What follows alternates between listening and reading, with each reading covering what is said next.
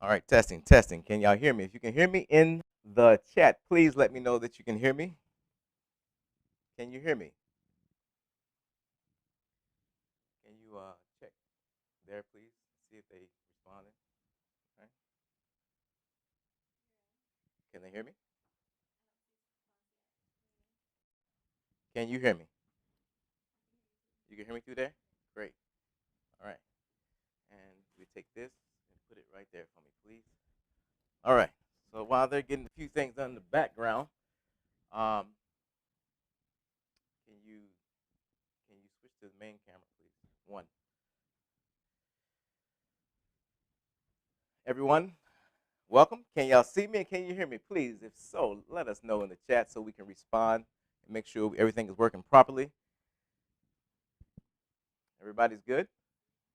All right. Yes, great, great. Well, I'm glad everyone has made it to this class. This is a very special class that we're having here. It is one that is needed, that is have not been done in a lot of cases, in a lot of areas. And so we think it's very important that we do this because the time is coming where mainstream healthcare system is just not going to be available. And even if they were available, they're not accomplishing anything for the people. They're not for the people. And our goal is to get you to open up your home. What I mean by that is to open up your home as a place where you can bring people in to help treat them of various ailments they may have. And so we want to teach you the various things you may need in your home in order to be able to help people and to make it more efficient, okay? And so, and it's very simple things. You got to understand, God gave us the simple things to confound those who think they are wise. And what we're going to show you is you can simply use the simple things in your home, a simple bathtub and shower, basins, regular towels, all those things. And as you see on our table up here, we have a few simple things that you can work with these things. And we're going to go through our list. And we're going to put that list also where you can get that list. You're going to get it before the end of the class. That list, the itemized list of the various things that you need for your home, as we had promised. And on top of that, we're gonna put that in the chat, and you're gonna click on that later on. But as I go through the program, what you're gonna see is that the itemized list we're gonna go through is going to be in the PowerPoint slide. Okay. So before I begin, I just want to have a word of prayer, and so we can get this thing going and ask God to be with us. So let's pray. Our most gracious, kind Heavenly Father, we thank you and we praise you for the wonderful blessings that you have bestowed upon us. I ask you bless all of those who have chimed in today to listen to this. Their desire is to do your work and your will, to work as Jesus worked, and Lord, to open up their homes, Father, no matter what it may be. They got one extra bedroom. If they even got a couch, Lord, we're going to show them that we can do this thing simply if we are just trained and willing to be willing, to be made willing to move forth and accomplish your work. May your Holy Spirit rest upon us now. In Jesus' name, amen. All right, so transforming your home into a health retreat. A lot of people think of um, large health retreats, like we have here, but yet they never think about their home. And if God has blessed you with a home, even if you're in an apartment complex and you have an extra bedroom and you need to take somebody in, if you have children and you can move them into your room and leave the extra bedroom for the guest, whatever it may be, long as you are equipped. What I mean by that is that you have been trained how to do natural treatments, to work with people, you can help your neighbor because they are in need. And a lot of times we have sat quietly too long and watched people suffer. And Jesus never did that. And that's something that we ourselves need to understand, is that we need to take the opportunity, okay? Take the opportunity to be able to reach people where they are. I just thought about something. I would like one of you all to get me the uh, the little mic for the phone. So she can insert it into a phone. I think it's over here. All right, so that it can also be picking that up on the phone as well. All right. So continuing on the slide, as you see, transform your home to a health retreat, and let's get into this thing. All right. So preparing your space. It's very important that you prepare your space in what you are going to bring host people at. You want it to be clean, swept, neat, put in order, because that's just how God wants us to be. Very, very clean. As much as possible as we can be clean. Now, we're not talking about hospital clean to where they themselves, everything is so sterile that you get sick from being in there. Our bodies need healthy, good bacteria. And a lot of things people don't realize is that there's things our body has bacteria that it needs in order to thrive and stay healthy. And a lot of people think of staph, for an example. Like our skin naturally has staph on it, but when it's overproduction of this staph, it becomes very bad and it becomes flesh eating and creating ulcers and things like that on your skin. So that comes from not taking showers for like multiple days and weeks and stuff like that. So one thing is that our bodies need to be balanced as well in all that we're doing. And in our program, what we're going to understand, some things up here you may see that you might not even agree with, but it's okay. What I mean by that is some of the things, the methods we may use. We must understand and think balance. We need balance, okay? Balance in all things. Just think about it. Let's say somebody may, I don't have it up here, the apple cider vinegar, right? Somebody may say, you know what, I'm not doing apple cider vinegar. We shouldn't be using apple cider vinegar for anything at all. We shouldn't put it on our skin and so forth. But yet, when an individual gets sick and they really injured or something happens and they go to the hospital, to the doctor, and the doctor says, we have to do this, this, this in order to sustain and help the life. And you say, okay, whatever, doc, whatever you got to do, just give it to them. So just save my loved one. But yet all those things go out the window. Yet it's a drug, that it's a chemical that the body in itself does not know what to do with it. So it has different side effects and things like that. But yet we need to have balance. Some may don't agree with having coffee enemas. Some of us do and some of us don't. But we'll use it because in these treatments, it helps get the body to back where it needs to be. Are these things a lifestyle? No.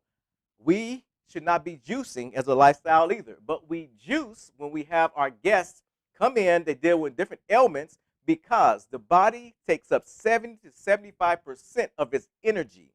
70 to 75% of its energy to digest and break down food.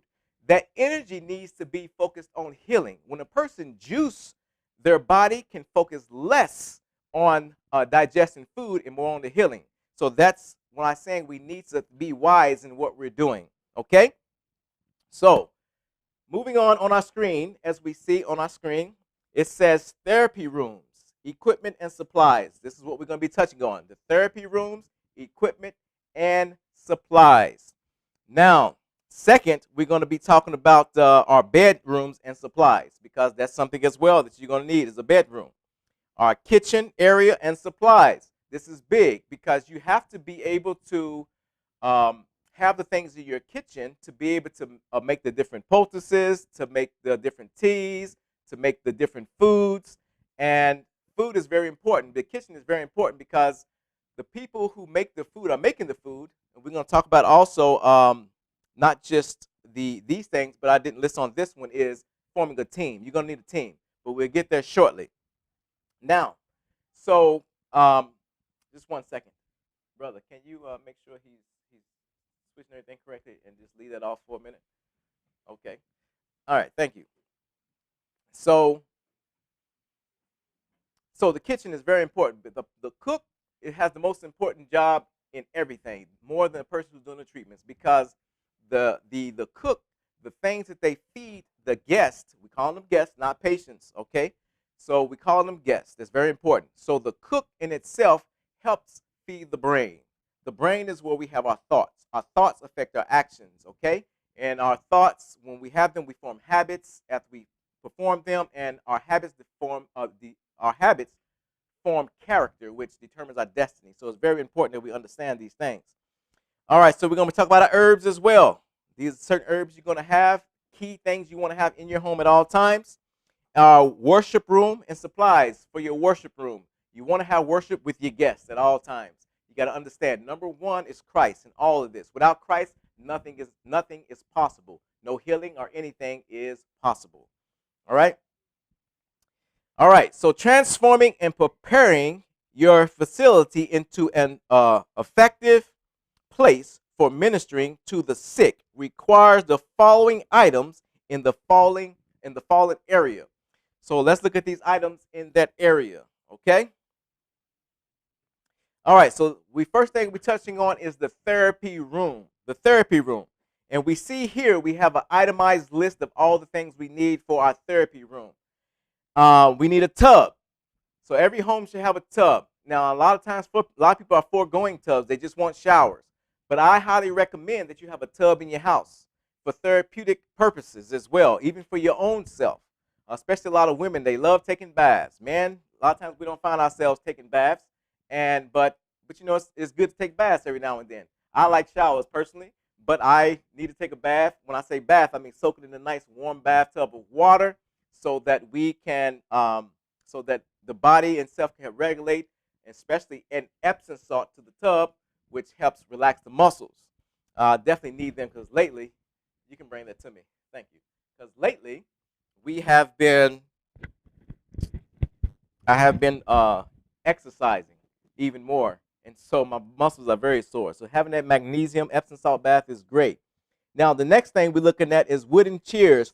Wooden chairs. This is for the steam, like making a steam bath. So one of the things you can have is also infrared sauna, a steam sauna. You can buy one. They fairly inexpensive. You want a good one. Anything you get, you want good quality, not cheap quality, because you get what you pay for. Plain and simple. You don't want somebody in the infrared sauna and you got to cheat when all of a sudden you have electrical fire or something like that, and they in there. You don't want that at all, not at all. You know, so therefore you want to do that. But when I say a wooden chair, that's because you can also make a makeshift steam sauna simply out of having something like a burner. Thank you. A burner, and you put a pot of water, and let it boil underneath the chair, and you put a towel in the chair. We'll show you how to do this in our other classes that we're going to have in our online Gospel Medical Missionary Training course, okay?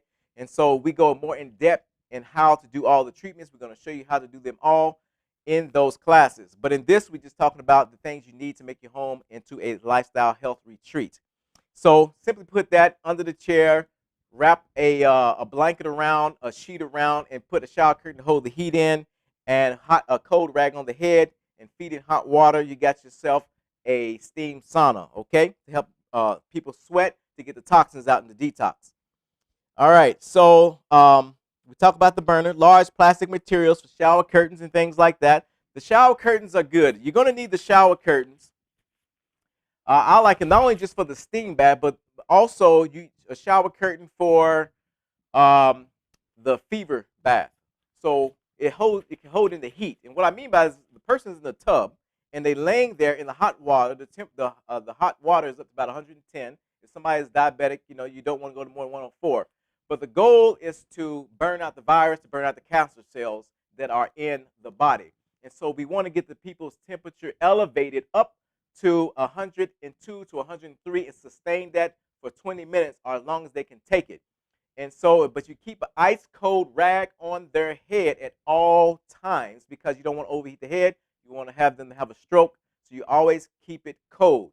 And you can, if they have their heart rate goes up, you can put an ice pack. Where's my ice pack? A little blue in that. But anyway, so you put an ice pack on the chest to slow down the heart rate. Now, but you take the shower curtain and you stretch it across the tub, and you put something to hold it, a couple little rocks, I don't know, shampoo bottles or whatever it may be. You stretch it across and you hold the heat in that way. And then at the same time, while they're doing that, we have thermometers. It's good to have thermometers. All right, so we got thermometers. We buy these thermometers. You can always check their temperature, and also you can keep track of their heart rate as well. So the different thermometers, I'm just kind of going through this as I see some of these things. I'm talking about these items, but they'll reappear on this list again. Another thing you want to have is a tub thermometer to stick into the tub, and so that, you know, one that floats, and so you can keep track of what the water temperature is. So when the water temperature goes down, you know to add more hot water to it. But the shower curtain helps to hold in heat versus just having it open. You don't allow the shower curtain to sit in the water, but it may drape, but it's okay. It can drape a little bit. and touch the water, that's fine. But it just kind of hovering over up to their neck. All right. Now, tea kettles. So you want tea kettles, you're making teas and so forth. It's very important that we have some way to get hot water quickly. In electric tea kettle, you can boil water. Yes, it takes a little longer, but electric one does a lot faster than putting it on the stove. An electric burn in a electric stove, oven top, stove top, and versus gas. But if you have an electric one that does it pretty quick, you can do that as well. So you also want the tea kettle because, like, when you do a hot foot baths and things like that with basins, so you have basins. We got round ones, we got square ones. When we talk about the basins, one thing you want to know is that you need plenty of them. Okay, I don't know how many people you want to take in, but you need plenty. You need one for hot and one for cold and things like that. So we try to keep like 8 of them here at our place now. And so, but the tea kettles, what I was saying is that when a person has their feet in hot water and the water gets cool, you want to be able to pour hot water right back in right away. So you want to have something that is, oh, here we go. Thank you for pointing that out. So this is one of the electric ones you can do here. All right. Next on the list, very important that you have disposable gloves. Get some for your size. Small, medium, large, extra large, whatever it is. You want to have a few of them around, different sizes, for people who are going to be working with you that may have different size hands, because you're going to be using those gloves to do various things. Whether you're going to be working with someone that has that's oozing, they have a wound or something that's oozing, maybe a diabetic wound, or maybe it's cancer has flared up, become a cauliflower tumor, it's oozing. You want to put that on there. You may have to deal with the people's let's say they had a catheter, or let's say they had to go to the bathroom. You got to clean up after. You always want gloves when you're working with someone, all right? So you just want gloves on at all times, and I'll show you how to use gloves to make suppositories as well.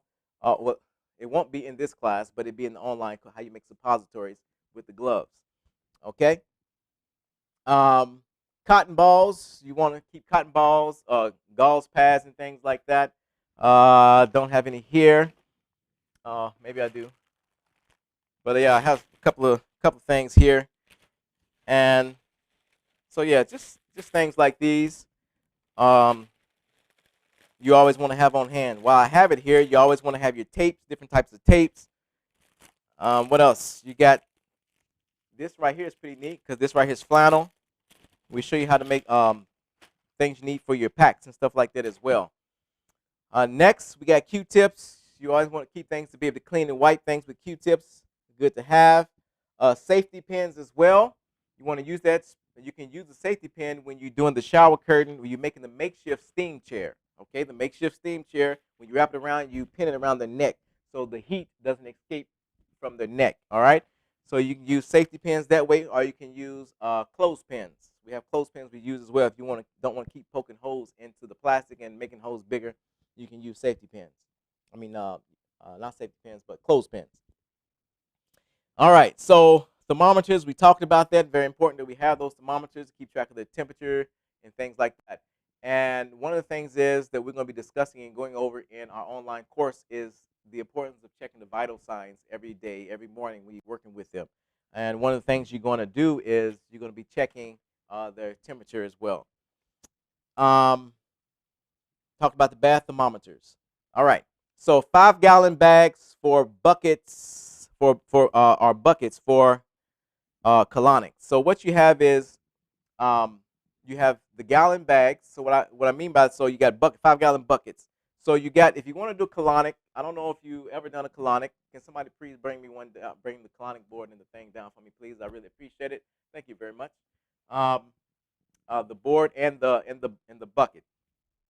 And so, thank you. And so what you want to do is that you want to have those things. We'll come back to that when they come back with it, but you want to have those things on hand as well.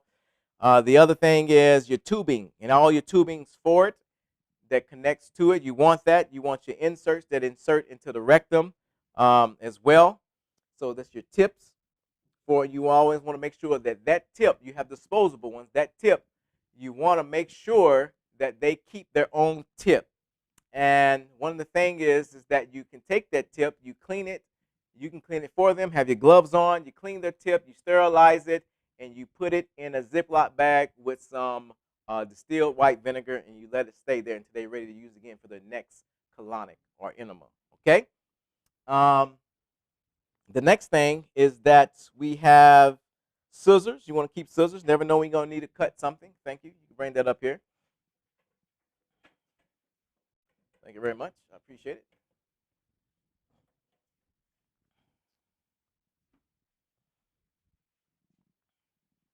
It's good to have young lads to help you out. All right.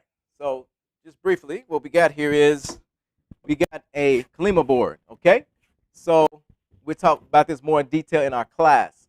And this board is what they lay on, and the bottom goes here, and the tube goes here. It goes into the rectum, and we use this, and then we fill it with a 5-gallon bucket here.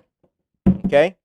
And these are about $250. You can find them on Amazon. You can find them at different places. I got it someplace out of California. I bought mine. It's a 5-gallon bucket. That typically go, if they can't go through the whole 5 gallons, it's okay. You can start off with less than half. But what we typically fill this with is coffee. So we have coffee, and what we do with the coffee is we ground that coffee up, we boil it, and we cool the water back down to body temperature. We try to use, we boil water, or we have distilled water. And so what you do is you put that in there, you strain the coffee so it doesn't clog up the hose. So we have the hose here, and so you don't want to clog up the hose. So therefore, what you do is you strain that. Now, coffee is not the only thing you can put in there. You can put dandelion. You can put milk thistle. You can put chlorophyll. You can put whatever thing you like. Put chamomile in there to help with the body. And you use different ones for different things. Okay, so just keep that in mind when you do that. And we talk more and dive more of that into our classes when we specifically talking about these different treatments. All right. Next thing we need is basins. We talked about that, and ice. So you always want to keep ice on hand. And the thing is about the ice, if you have an ice machine, great. We don't have one. You can go buy bags of ice. It gets expensive. It adds up. So you don't want to do that. I don't want to do that. So one thing is that someone told me that I can do, and we did it in our last couple of sessions we had, and it works great. So we simply take some regular 13-gallon size garbage bags. We take 2 of them, put one inside the other one. We take them to the sink, fill it up, tie it off. We stick it in the deep freezer, and we have a block of ice. And once it's frozen, then we just break it up on the ground, and now we got a bunch of ice. And this is how to improvise with using the things that you have. Not expensive. So you always want to have ice on hand. Ice is good to have for various reasons, okay? So you got basins for sitz bath. So what we got here is we got some copper basins here. We got 1, we got 2 for sitz bath, all right? So you got 1 for hot water, 1 for cold water, and they're going back and forth. This could be for various things. Somebody have ovarian cancer, somebody have prostate cancer, somebody have strained their epididymis cord. They having problems with their testicles. Let's say you just your vaginal area, whatever you may be having, that have issues. You can use sitz bath, hot and cold. And you can also put things in the water as well. Okay, so they're going in there from hot and cold, going back and forth in the hot and cold doing sitz bath. So those you want to have some type of basins. And some people can't get all the way down. You got to have maybe some platform just sit up just a little higher than just been on the floor, because we have people that was unable to go all the way down, that was very weak. See, here we get a lot of people that are at the later stage. They come to us late, stage 4, and they wanting the miracle. And you're going to get people like that if you have been trained properly in doing treatments with severe cases. And people will come to you. The Lord will send them to you, and they're going to want that help. And sadly, a lot of times they come so late and they expect things to work quickly and right away. And herbs and natural treatments, they take time, okay? They take time. And so this is one thing that you can do with the guest, is one of your treatments is sitz bath. All right? I was going to say something else, but it slipped my mind. Maybe to come back. So you got sanitary napkins as well. You want to keep those. Those are simply pads For women who may be constantly bleeding or something like that, they may have a vaginal bleeding besides this, just the typical menstrual time cycle. You want to have those there. We had a lady here where she was bleeding. While we were working to stop the bleeding, we had to give her some pads, and you want healthy pads, okay? Stuff without all the plastic, stuff without the um, what is it called, formaldehyde, without the chlorine. I mean the chloride and the bleach and all those different things, because that's causing a lot of problems. Now I'm gonna tell you something. You know, we as medical missionaries, when we sitting down with people, our goal is to ascertain the cause. So what I mean by ascertain the cause, that means that we need to find out what is causing the problem, because we understand that the cure is in the cause, okay? The cure is in the cause. But the enemy is out there. He is making it very difficult today to find out what the cause is.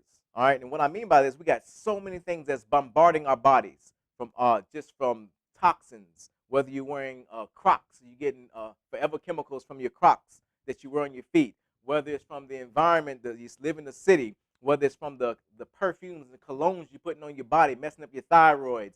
Whether it is the underwear you're wearing because they're got plastic and uh, petroleum and all these different chemicals, they polyester, and they seep into your skin and causing all kind of problems. Toilet paper today, the same thing. Toilet paper, they're discovering that they have been putting formaldehyde and PFAs and all these different things inside of toilet paper, and it's causing a lot of problems like colorectal cancer, and it's causing ovarian cancer, all these different things that even toilet paper is doing. So he's making it difficult for us to really ascertain the cause. But this brings me to the point where we have to remain connected. What? Remain connected to Christ at all times. Okay? Let me give you an example. What I mean by that is I had a lady came here one time, her and her husband. They came and she had ovarian cancer. She had size of one side of a grapefruit and the other one size of a bowling ball. It was pressing inwardly, and it was pressing against the kidney, sending to stage 3 kidney failure. And so hers was so large, she didn't have time to shrink them naturally, so she had to have surgery, right? I told her she needed to have surgery, get them taken out that way, because her kidneys were starting to shut down. And to shrink those of that size is going to take time, and her body just didn't have the time to do so. And so as we did a health assessment with her, and we're going through the health assessment, and one thing I want you to understand, a lot of people want you to give you the perception on the health assessment form that they're doing everything right. So you got to understand, you can't help them unless they help you by being honest on that sheet. All right? And so with this particular lady, they wouldn't do the surgery until her thyroid was regulated. So we helped get her thyroid regulated, and she wouldn't have the surgery. Surgery was successful and so forth. Can't have children, but she's still alive. Praise the Lord. Now, I was reading. I'm like, okay, she does everything right. She's following this and doing that. Why is this problem going on? So I'm sitting there and I'm asking the Lord and I'm praying. And as I'm on my knees praying, Lord, help me to understand, ascertain the cause of this. Why does she have this problem? And as I'm sitting there in prayer, all of a sudden the Lord put in front of my face a vision of the assessment form. He put it in my face, plain this day. And he asked me the question, how long has she had this disease, this sickness? And on the sheet, she put on there 4 years. Okay? And the page flipped like this in the vision in my front of my face. And the Lord asked the next question, how long has she been married? And it said 4 years. And the Lord said, that's the problem. This is why she has the disease. She have gotten ovarian cancer, because she is stressed. And so I go and talk to her and the husband. And one thing is that I began to realize is that they was both stressed. Why? Because the issue was this. The issue was her husband was simple a Bible worker to make a lot of money. Her family didn't approve of him. And therefore, the family didn't approve of the mother and father didn't approve of him. They even told her in front of him that she can do better than him. And so, and on top of that, they were living in her parents' house. So she was in a tug of war between the both, her husband and her parents. And so she was stressed. And she began, her marriage was very strenuous because of what was taking place. And so this had caused the issue. Now, 9/10 of the disease began where? In the mind. So we must understand when we working with people, we have to address the mind. Very important. Always address the mind and be connected to the Lord because He knows all things. He is a revealer of secrets. Okay. All right. So massage oils and lotions. You can have almond oil. You got coconut oil. Um, we got you want healthy lotions. You don't want lotions that get all these chemicals in if you're going to use it. Okay? So you want things to be able to do massages. You don't want to use dry hands, friction, it burning the skin, peeling the skin. Make sure your nails are cut. Make sure you don't have on any jewelry or rings or anything like working with people. All right. Next, continuing in the therapy room. So, ACE or other elastic bandages as well. We got ACE bandages here. You want small, you want mediums, you want large size because you'll be wrapping the torso area, you're wrapping the head, you're wrapping arms, wrapping legs. You're going to be using them for various things, okay? So you always want multiple. You may have one guest, you may have two guests, you may have three guests. And you're going to use a lot of things. So therefore, you want to be equipped. Go to your local pharmacy and get these things. Or however you can get them online, cheaper, whatever it may be, you can find them. So hydrogen peroxide, you want hydrogen peroxide around as well. Various things you can use it for. The hydrogen peroxide to clean wounds and things like that. You can use it in nebulizers when people have dealing with the lung issues. And we'll teach you how to do the correct measurements later on in other class when we go through the medical missionary training class. And so you want to use that. And then you got rubbing alcohol. You want to try to get 91% rubbing alcohol to help sterilize things as well. That's something you want to use. Rubbing alcohol you keep around to sterilize your scissors, to sterilize your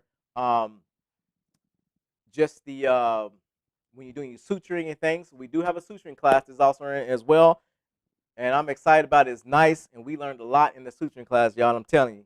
And you can get your suturing kits very online, very easily, and we're going to teach you how to suture up wounds. All right. Now, what else we have here? We got the ice bags for the head. We don't have it here. The blue one, I think, was on the table out there. Can someone grab that for me, please? So you want, and it's good to have the gels are good as well because it can form to whatever it may be, to the head or whatever it is. Because having a solid block of ice, it's kind of hard to form it. And you can make your own with a mixture of rubbing alcohol, Dawn soap as well, and you can do that, and it can make a gel, and it won't freeze, but it get cold, but it become like gel because the alcohol is in it, and it will not freeze. All right, it's something that you can do. Where are we? So, hot water bottles, they're good to have around. For many reasons, you can use these. Cramps, help bring down the blood pressure, place them over the back of the kidneys, just various things. Just having hot water bottles is good, which also brings me into my next thing, which is enema bags. So you can use these as well for enema bags. You have your different attachments like this as well. The same way you do the high enema, the colonic, you can just use a simple enema bag. And you can put things in there as well. Just remember you want to strain it before you put it in there so you don't clog up the line as well. You have different various tips for various things. I remember when I was young, I didn't know what this was. And I remember put some Kool-Aid in there and drinking out of it. And my mother snatched it out of my hand, and I didn't know why. And anyway, I found out later why. But it ain't for drinking out of. All right, so now you also have dish bags and so forth, fleet enemas. So fleet enemas, things you want around as well. And you're going to use these. And so these fleet enemas right here, you can simply use, you can use what's in here to help, but we don't typically use the saline and stuff. We pour it out, and what we do is we fill it with a garlic tea. For those who have extreme high blood pressure, you just simply boil some garlic. You cut it up, boil the garlic in water. Thank you. You cut it up, boil the garlic in water, and what you do is that once everything is infused into the water, you strain it, you cool it down to body temperature, and you fill this up with it. And what you do is you insert it into the rectum. You coat it with olive oil or coconut oil or something like that. You insert it into the rectum, and you put in about 2 ounces at a time, and you have them to hold it in. And this helps bring down the blood pressure. So we use these for various things. We also use them for vaginal. Let's say you have urinary tract infection or yeast infection, and we can use garlic for yeast infection as well. Works rather quickly and help with those things. Okay. All right. And we'll teach you in our class, disease and kitchen remedies. This is one of our classes. We'll teach you how to use things in your kitchen to help with different diseases. All right. Now, so what we got here is ear syringes, bulbs. You can have those as well. If you don't have those, you can simply have some of these right here. This is full with saline, normal saline. You want to keep normal saline around as well. They come like that, or you can get them like this. You want to keep normal saline around. You can also use it in nebulizers also, and we use them. Recently, we have a ozone machine, and so we help ozonate the body. We do it through the ears. We do it through drinking of the water. We do it through the saunas. And so that's how we do the ozone therapies as well, and we do it through the rectum. And what we have larger syringes, and those syringes, we put the ozone in it, and we have what they call an insert. We just call it an insert, and you insert into the rectum, and you put the ozone through the rectum. We do that to help with the cancer and stuff like that. So for eye drops and stuff like that, you use the syringes for. Also, we got bandages and materials. You want to keep the bandages. We talked about it. Band-aids you want to keep on. If you can, you got to watch those. They even find the chemicals in Band-aids these days as well. Bathroom scales. You want a scale to be able to check weights. So when you're doing your vitals and things, you want to get an idea where they are. You want one that's reliable. You know, you got one battery's okay. You can use it. Digital, okay. It's better to have one of the analogs, which is good. So you can always have that, and it's always working. You got facial tissues, and those type of things. We go along with our towels and stuff like that. You want to keep things disposable. We can use these. These are Viva.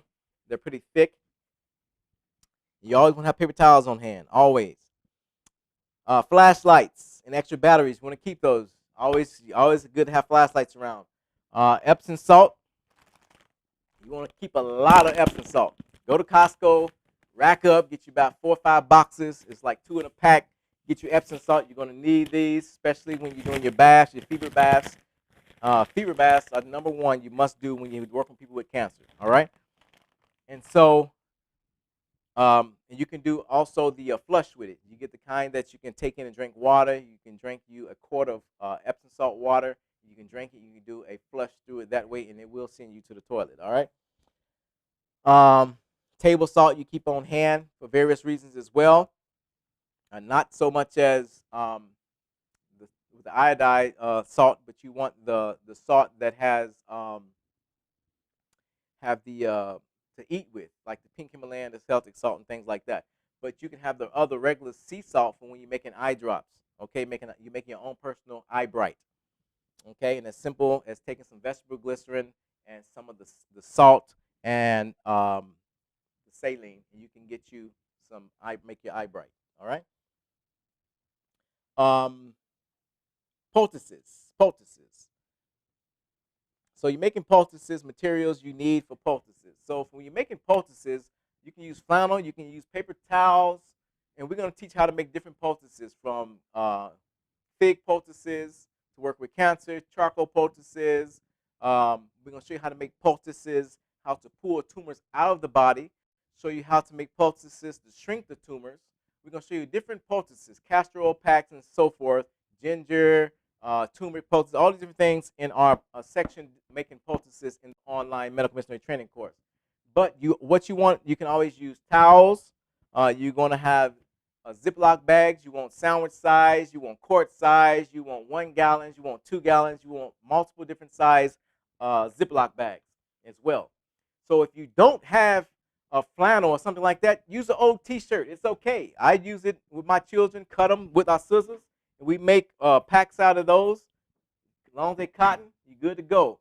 One of the other things that I use for castor oil pack you can have is these cotton diaper inserts, natural diaper inserts, the cloth ones. We use those. We buy those. Work perfectly for castor oil packs. They hold it. They're nice and thick, and they work well. You can heat them up on a griddle, however you want to warm them up, and you can place it on wherever you want to place that castor oil pack. You always have castor oil on hand. You're gonna find yourself using a lot of castor oil. All right. Where are we? Poultices. Yeah. So you want to be able to use things to make poultices, and we're going to teach that in our poultice class. So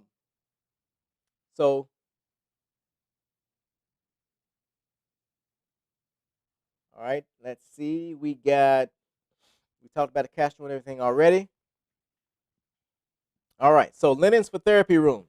All right. You want your sheets. You want your blankets. You want your pillowcases. You want your large and small towels, your washcloths, all these things you want. You want hand towels and you want washcloths because you're going to be using a lot of these. You need a lot of these. And what I mean by that is because you're going to be doing fomentations. You might not have the money to get the clay pack fomentations.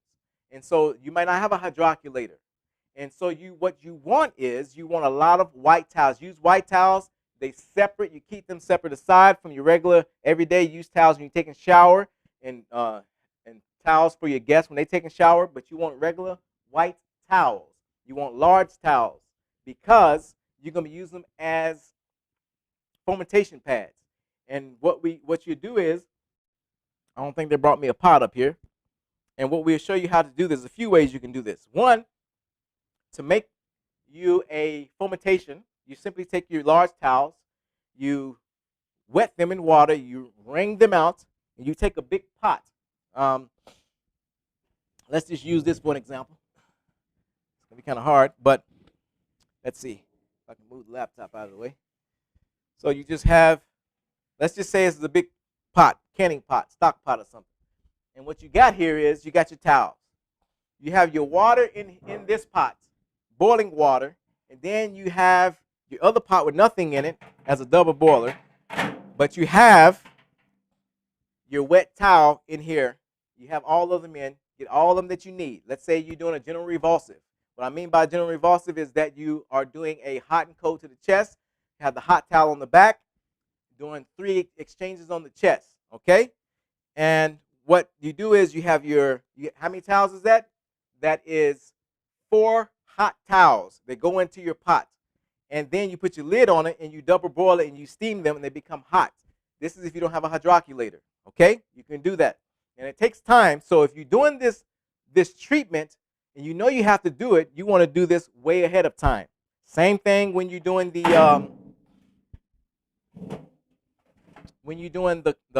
coffee enema. It takes a while for the water to cool down after it boils. So you want to do it way ahead of time. You got to be on point with these things. Also, something else you can use is you can use a griddle, okay? One designated for treatments, not going back into the kitchen. So this one's for treatments.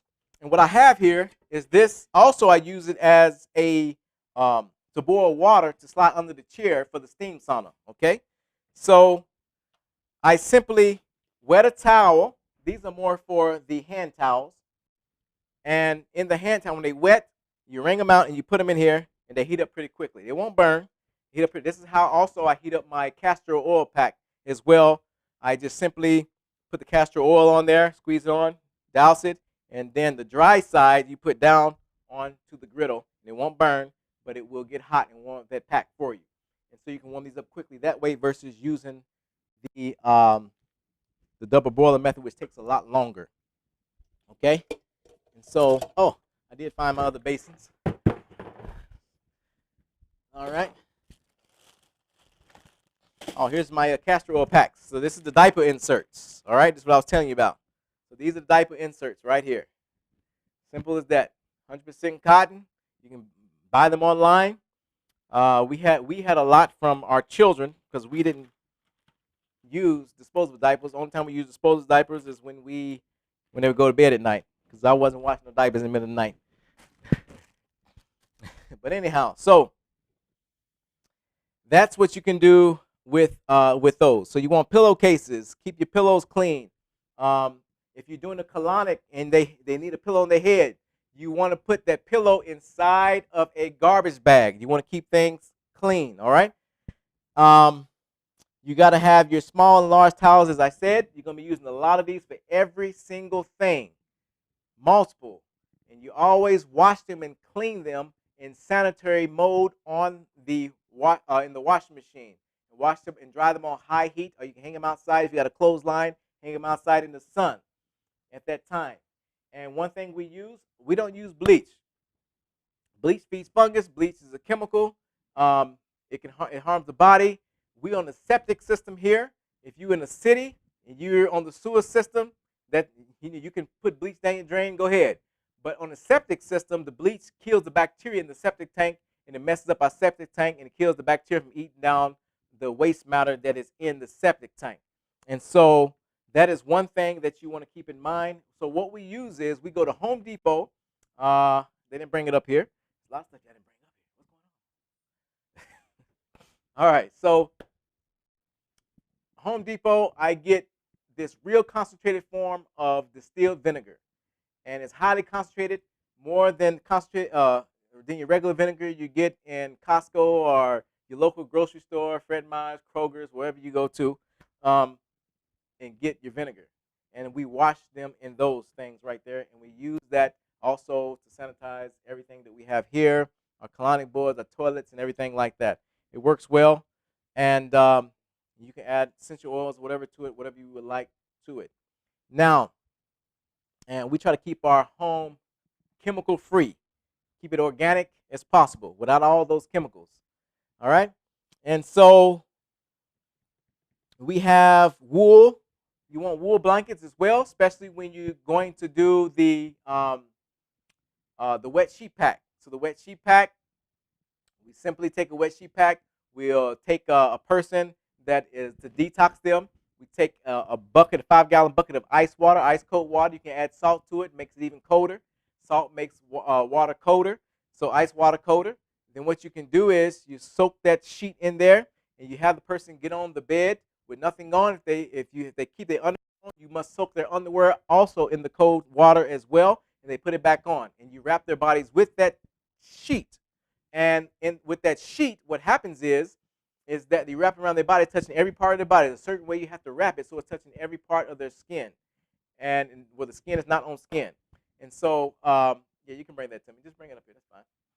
Thank you. Appreciate it. All right. So this was the vinegar I was talking about. 30% vinegar concentrated, and you don't have to use much of it. All right. So this is the vinegar, and it's very strong, so don't smell it. This is the pillow, right, with the garbage bag over it. Unscented garbage bags. Unscented garbage bags. Okay. All right. One thing I don't know if I mentioned in here in the treatment room, but I'm gonna go ahead and grab it.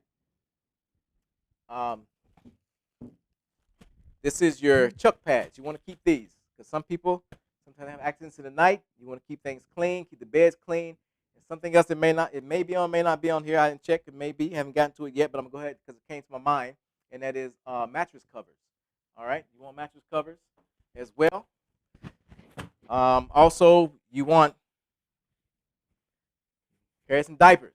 Keep them on hand as well. Okay. And that's for adults, by the way. What was I talking about? I was talking about the wrap, right? So I was talking about the wool blanket. Yes, the wool blanket. You want to be able to, once they're in the sheet, you want to wrap it with the wool blanket to hold the. You want 100% wool. Wool is good. These are not cheap either. So you can find wool blankets, get them, whether it's thrift store, wherever it is. You want to use them in doing your treatments. And so someone got us this one. But so the wool blankets you want to use, it holds in the heat, it's breathable as well. And so that is what you want to wrap them up with. And their bodies is going to be forced to heat up the coldness that they experience from the sheet.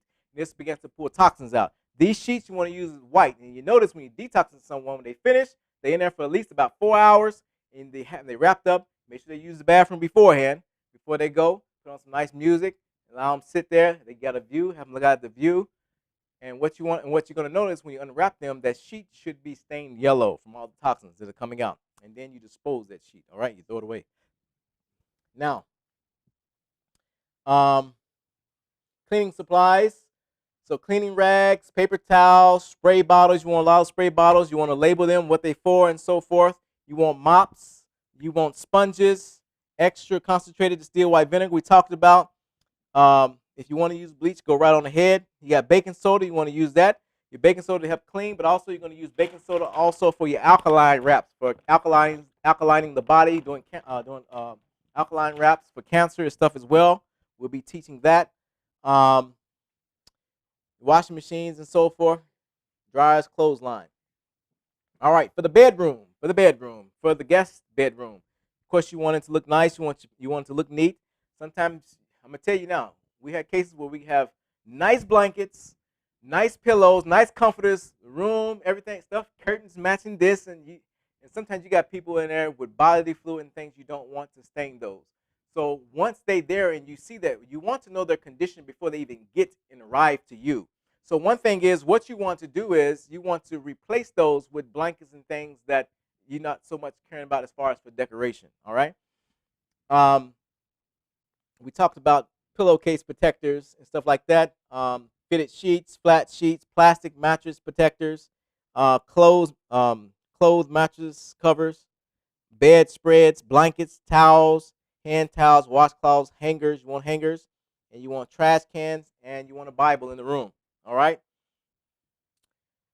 Did I skip one? Nope. All right. Let's look at the kitchen. The kitchen. So you want things in your kitchen as well. These are staples, things you want to have in your kitchen when you're running a health and lifestyle retreat in your home. You want a refrigerator, of course. You want a juicer. And there's various juices out there. The best juices to get are cold pressed juices. You're going to spend a little bit more, but you want those enzymes to stay intact. You don't want the juice to heat up and destroy and killing the enzymes. You want a blender. Get your Vitamix. Some people prefer Blendtec, but Vitamix we normally work with mortar, and you want to use the little mortar thing with the little stick and crush up your herbs. You can have one of those. Your tea kettle we talked about. Jars with lids. Your mason jars. We out in the country. We always canning something, so we have mason jars. I prefer the one with the wide lids, so I can get my hands down there and wash the dishes. Stuff like that. You want to clean them to clean easier. Glasses and cups, specifically for tea, specific for the guests. You want those as well. Plates, you have those for the guests as well. When we have a program going on, I'm here to tell you now, we don't have a dishwasher. We have a dishwasher person, but we don't have a dishwasher. And so this can pile up from the cooking food, from stuff you're making on your poultices and all these different things. And we eat off the people, the staff, we eat off paper plates and just keep things moving, keep the dishes down. But we use regular plates, ceramic, and stuff like that for our guests. Utensils, you want plenty of utensils. Large pots for cooking. You want large pots for boiling different things like your water for your colonics and stuff like that. You want large pots. I mean big pots, okay? Like big stock pots, canning pots. Large bowls, mixing bowls. Large handles, mixing spoons. Sharp knives. You want cutting boards. In your kitchen, get rid of the plastic cutting boards because the plastic gets in your food, okay? The wood also holds bacteria. The glass, you get fine glass particles. You can do um, the granite or something like that. That's okay. But what leaning towards now, a lot of people lean towards now is the stainless steel, titanium cutting boards and things like that don't end up in your food. Let's see. Masking tape for labeling. So you want to have tape, masking tape to label your juices, who they for, and what it is that's in there, the dates. You want to put dates on your food, dates on your juices, because you want to make sure nothing gets old. You want to make sure to rotate things and get things out, get it served quickly, and so forth. You want to label things. It's very important. And it's good to have a separate refrigerator for your guests, for their things versus your home and for you and your food and things like that. Pens, pencils, permanent markers, plastic Ziploc bags. We talked about that. And compost containers, stuff you can put compost in. We want if you have like a garden, you can use the scraps, that from the apple cores and all those things. Keep your citrus separate from the rest of the other things because it makes the soil acidic. You want a nice balanced soil with a more of a just a little bit under um, alkaline. You want it around the 6 range. You don't want to get down into the 4s and stuff like that. So you want to keep your soil, the farmer side's coming out of me, but you want to keep your soil well, decent balanced, not too high in alkaline and not too low acidic as well. And so no cooked food in your compost. It makes it acidic as well. And that tell you something. And just a little tip: when you cooking your food, anytime you cook your food, even though before you cooked it, it was alkaline, but when you began to cook it, it shifted towards acidic. And so our bodies, we need more alkaline food, and we need more live food because it has the enzymes in them. Only vegetables you should be cooking is all your cruciferous vegetables, your carrots, your kale, your collards, your broccoli, your cauliflowers, things like that that is coarse in nature, and the body has a hard time breaking it down and extracting nutrients from it because the body wants to extract the nutrients to feed its cells, and it can't get it out. And the other problem is that it's so coarse you get little slivers poking holes in your stomach lining, which is only about a cell thick. Okay, and it leaches into the bloodstream. You can get different autoimmune diseases and things like that. So what you want to do is cook your cruciferous vegetables. The rest of the things you can eat raw. All right, live. I think that's it for this one. Kitchen. All right. So herbal supplies, things to keep on hand as far as your herbs go. You want to keep these things in at all times. If you're not running through them, because herbs can get old, what you want to do is you want to cycle through them and replace them. All right? Because you get cayenne pepper, some it can get old. The potency goes down. It goes from bright red, orange to brown, things like that. So you want your lotions, your oils for massages. You want your different eucalyptus, your peppermint, your wintergreen, your cayenne pepper tincture, your cayenne pepper powder. And when you get a cayenne pepper powder, make sure you get a good heat unit, not the little stuff you buy in the store, like 40,000 heat units. You want something at least 90 and above. The highest I ever seen was like 160. We have that. Echinacea, golden seal. You want to keep on. A cheaper alternative, golden seal, is Orkin grapefruit. Do the same thing. It's a cheaper version of golden seal. Peppermint leaf, aloe vera, gel, juice.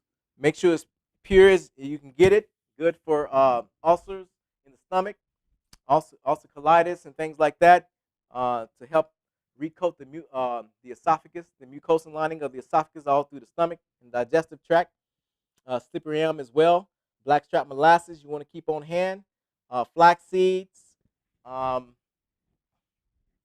Keep flax seeds on hand because flax seeds it's not only just good omega-3s and omega-6s, but you can sprinkle them on your salads once you grind them up. You must grind them up, but you must use them in that day on the grind what you need. And the flax seeds you're also going to be used to make poultices, binding things together. And we'll show that in the class. Tea tree oil. I didn't put on here frankincense, but write down frankincense, and you can mark that on your sheet when you get it as well. Frankincense is good. You're going to need those a lot, especially dealing with cancer, okay? Oh, yeah, I have it up here, but I don't have it on here. So I got frankincense here, and some of these tea trees and things like that. You want some with the little dropper on it. Get those. You'll be using it, especially put them on tumors and things like that. You got charcoal. You want to have charcoal. Charcoal is messy. And so the thing about it is that the charcoal, it is very messy. You want the charcoal to be able to contain as much as you can. You can drink the charcoal. You can make a poultice out of it. Whatever it is, it's going to be messy, however you use it. Pain salve, you want to keep that. The main thing is the cayenne pepper and the pain salve. You want to keep those. And comfort, you want to keep that as well.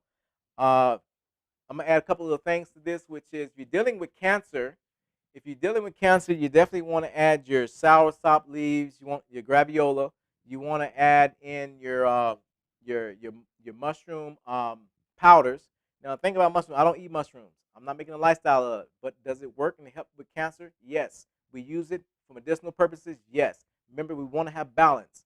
We're not creating a lifestyle, but we're helping the person to get rid of their ailments. We're assisting nature to do what it do, okay? Just want you to know that. We want balance in all that we're doing. You want to keep, like I said, your comfrey on hand. You want to keep your, this one particular, chaparral and things like that, always on hand.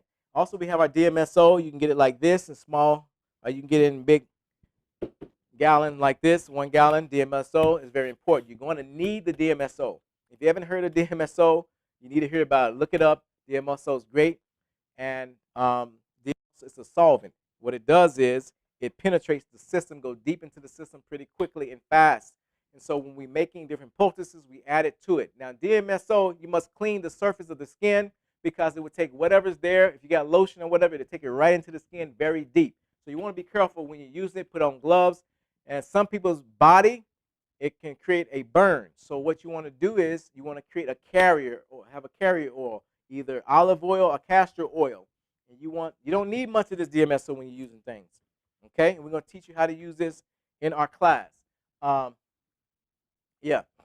And so what we have here is the DMSO. You want to keep that. Always keep the DMSO. All right. So here at the Ark Outpost, that is our ministry, the hub of eternal advancement, restoration, and knowledge.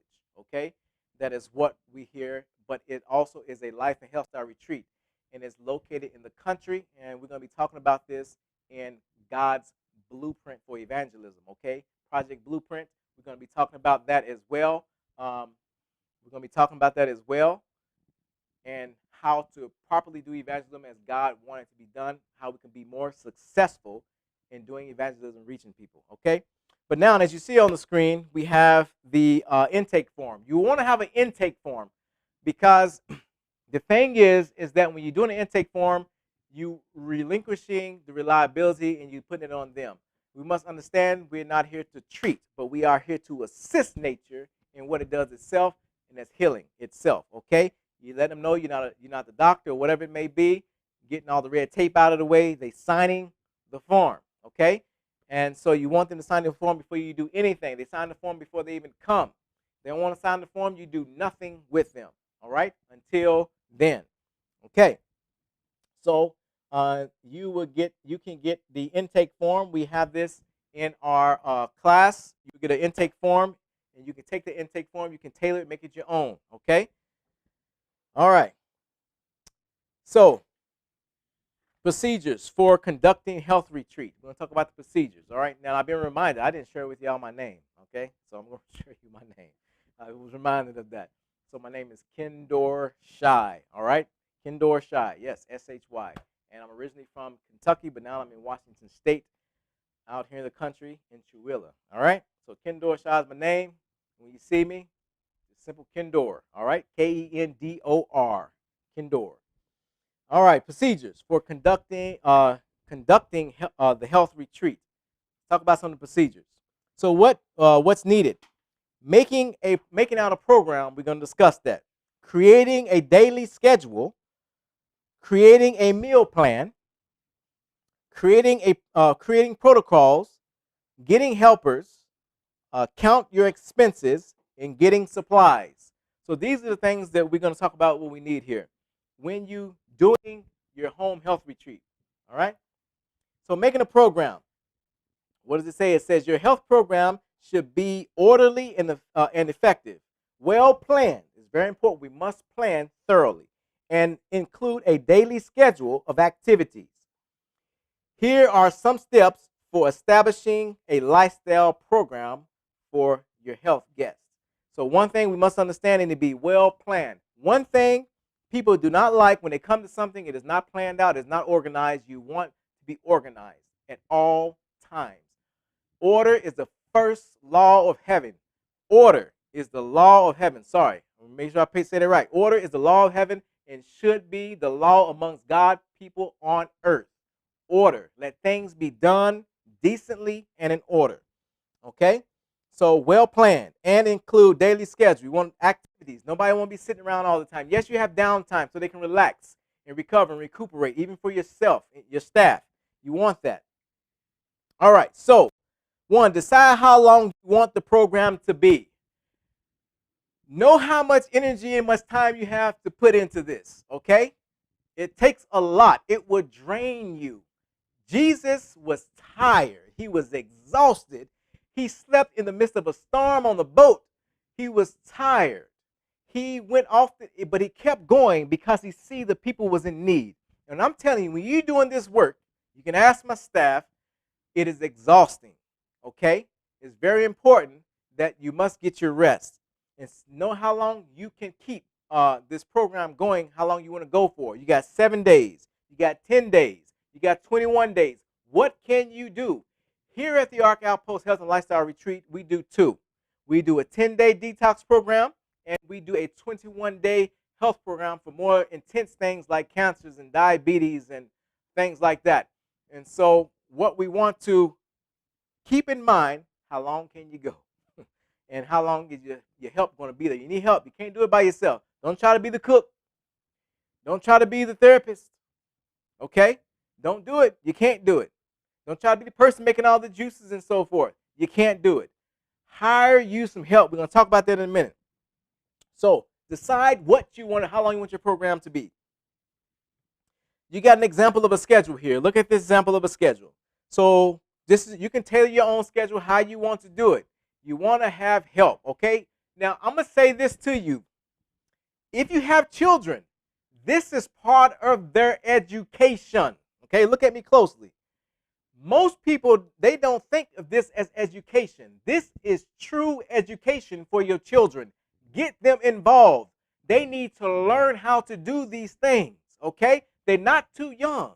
You must understand, Satan sows seeds very early, in infancy, even before then, before the child is born. Even in you, the genes have been affected by every decision you make. So therefore, that child has been affected even before it is conceived. Now, Satan starts early. You can train them early. Look at these people. I see 3-year-olds bouncing basketballs, taking between their legs and all these different things, doing gymnastics. If they can do that, you can train your child in this. All right? This is true education. These are practical things they can learn. And I'm going to plead with you, please, please, in the name of Jesus, stop sending your kids off over to these colleges to do things that is not practical, that they're not really going to use and get all themselves in debt because you have an idea for them. God has a plan. In our class, we're going to be talking about our purpose, understanding your purpose. Okay, it's very important that we understand our purpose, what God has created us for, what He's called us to do. And we as parents can get in the way of what God planned for the children He gave us. And so we don't want to do that. And so purpose is something we're going to talk about. Because if you understand your purpose, you won't be wavering to and fro over here and going over there and over here. Okay, you know what you're called to do. Now, moving on. Example, you got this schedule is like 5:30 in the morning. Rise and shine. 6 o'clock. Cleansing, drinking, lemon water. You got your morning devotion. You got your exercise. You got your breakfast time. You got your moderate walk. You got your therapies. See the therapy schedule. For that, you got your lunch. You got your walk again. You got your health classes. You got evening therapies as needed, counseling and so forth. You got evening devotion. You got free time. You got teas and poultices and good night. You always want to be on a schedule and always have your guests in bed by 9 o'clock. Okay? And please, see, she's on the phone. On the phone. Take the guests do not need to be on the phone. This is part of healing. One thing here that we do not allow is that we don't have no phones at the table while eating. No cell phones, no iPads, no electronics, no nothing at our table. What I say? No cell phones, no iPads, no nothing at the table while eating, creating the true socialization amongst ourselves. Okay? It releases good hormones. It releases dopamine. So therefore, we want this when we're having our meals. And please, your staff, do not be having them sitting around while you have a session going on and scrolling and just scrolling and looking at nothing. Okay? So that is something that you don't want to happen. It is inconsiderate. You're not thinking about the people. You want the Holy Spirit to be in that presence. Yes, what we got? Oh, you need a passcode to that. All right, let's get it.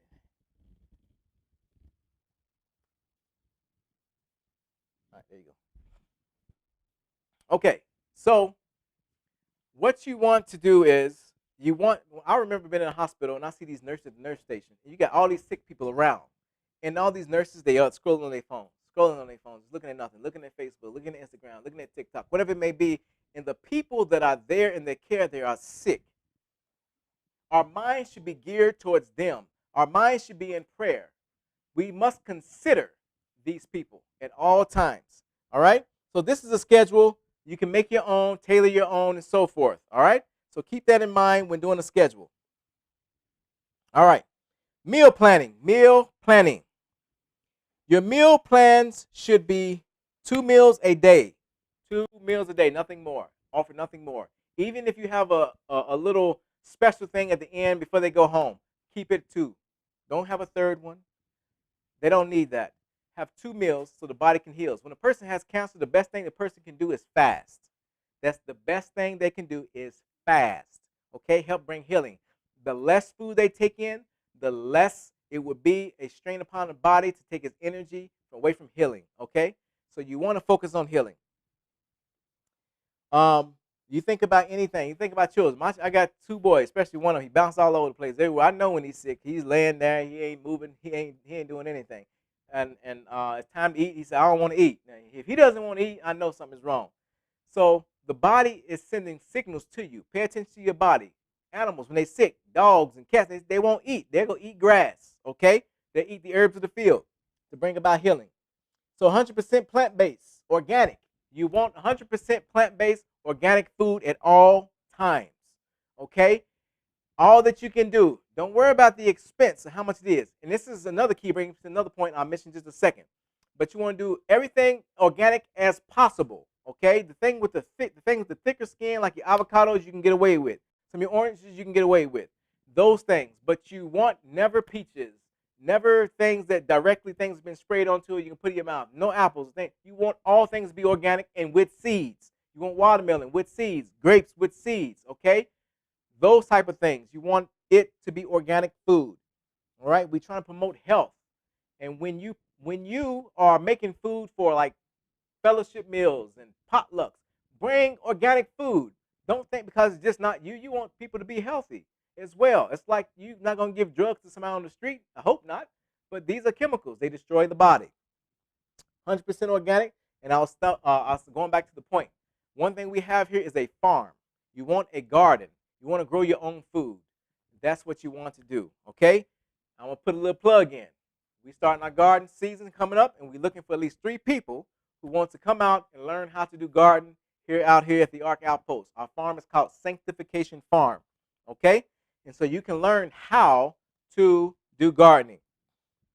All right. So keep in mind the health guest's dietary needs, restrictions. The health therapist must communicate with the cook.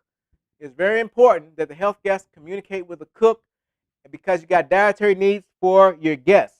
Some can't have certain things. Like a person has low hypothyroid. They can't have the cruciferous vegetables. They can't have the broccoli. They can't have the asparagus and so forth. You got to understand. Some people, things that irritate their body, they can't have. People got cancer, they can't have sweets. They're not going to have the honey. They're not going to have the maple syrup. They're not going to have the mangoes. They're not going to have the sweet apples. They're going to have things that are like your berries, your blueberries, your blackberries, your raspberries, your kiwis, things that they can have. So you always must understand what the kitchen must communicate with the therapist. You must know the dietary restrictions even before they come and know their condition before they get there. I skipped. More live food than cooked food. Make sure it's live. I always have nice big salads. Okay. Food served must look appealing. Must look appealing. Whoever your cook is preparing food, remember, people eat with their eyes first. If it looks good, it looks appealing, they're going to want it, and they're going to enjoy it even the more. And guess what? When it looks good and it tastes good, oh, it's amazing. That's what you want. When they leave their session, they want to be talking about your food, okay?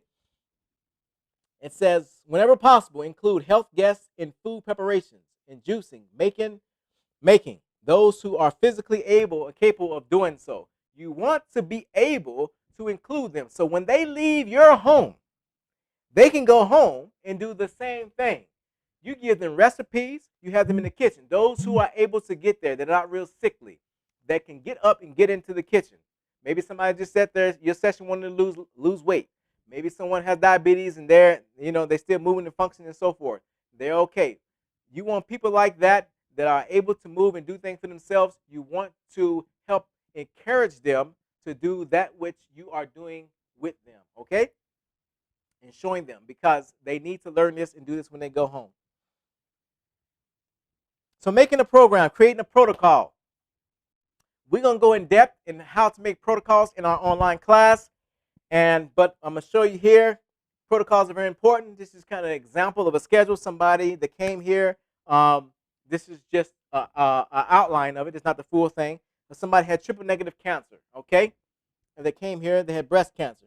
And as we go down through here, as you're looking on the screen, you have your days laid out and so forth. And you have your different treatments on the side, what time, your liver flushes, the different things they're using, your black seed oils. You have your worship time. You gave them the herbal chemo to help with the cancer. We got different ones for those as well. We're going to teach you how to make these things in the class, the herbal chemos. It's very important that you make these things and understand how to make these things on your own. You can purchase them if you don't have the time, okay? So your green juices, you're going to have a juicing class. We're going to teach you how to make different juices for different ailments. It's very important that you understand there's different juices for different cases, okay? So we talk about bowel cleansers, giving them bowel cleansers and so forth like that. They're getting their water, their breakfast, the different enzymes they need, the calcium, magnesium, the time frame for that, your vitamin Ds, the digestive walks, they're getting their poke root poultices, chaparral poultices and things like that. They get the herbal chemo again, the vitamin C. They're getting their coffee enemas. They got their salt glow. We're going to teach you how to detoxify the body. There's different stages that you must detoxify the body in order for it to work properly. Not just work properly, but not to retoxify yourself. A lot of people don't know how to detox, and they get dizzy, they get sick because they detoxing their body, and the toxins are not releasing, because all the 7 channels of elimination are not open to release all these toxins. So they're releasing faster than they can get out of the system. Okay, fever baths, steam baths, and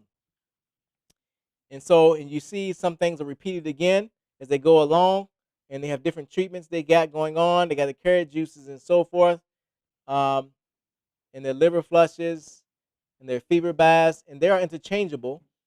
Hot castor oil packs and things like that.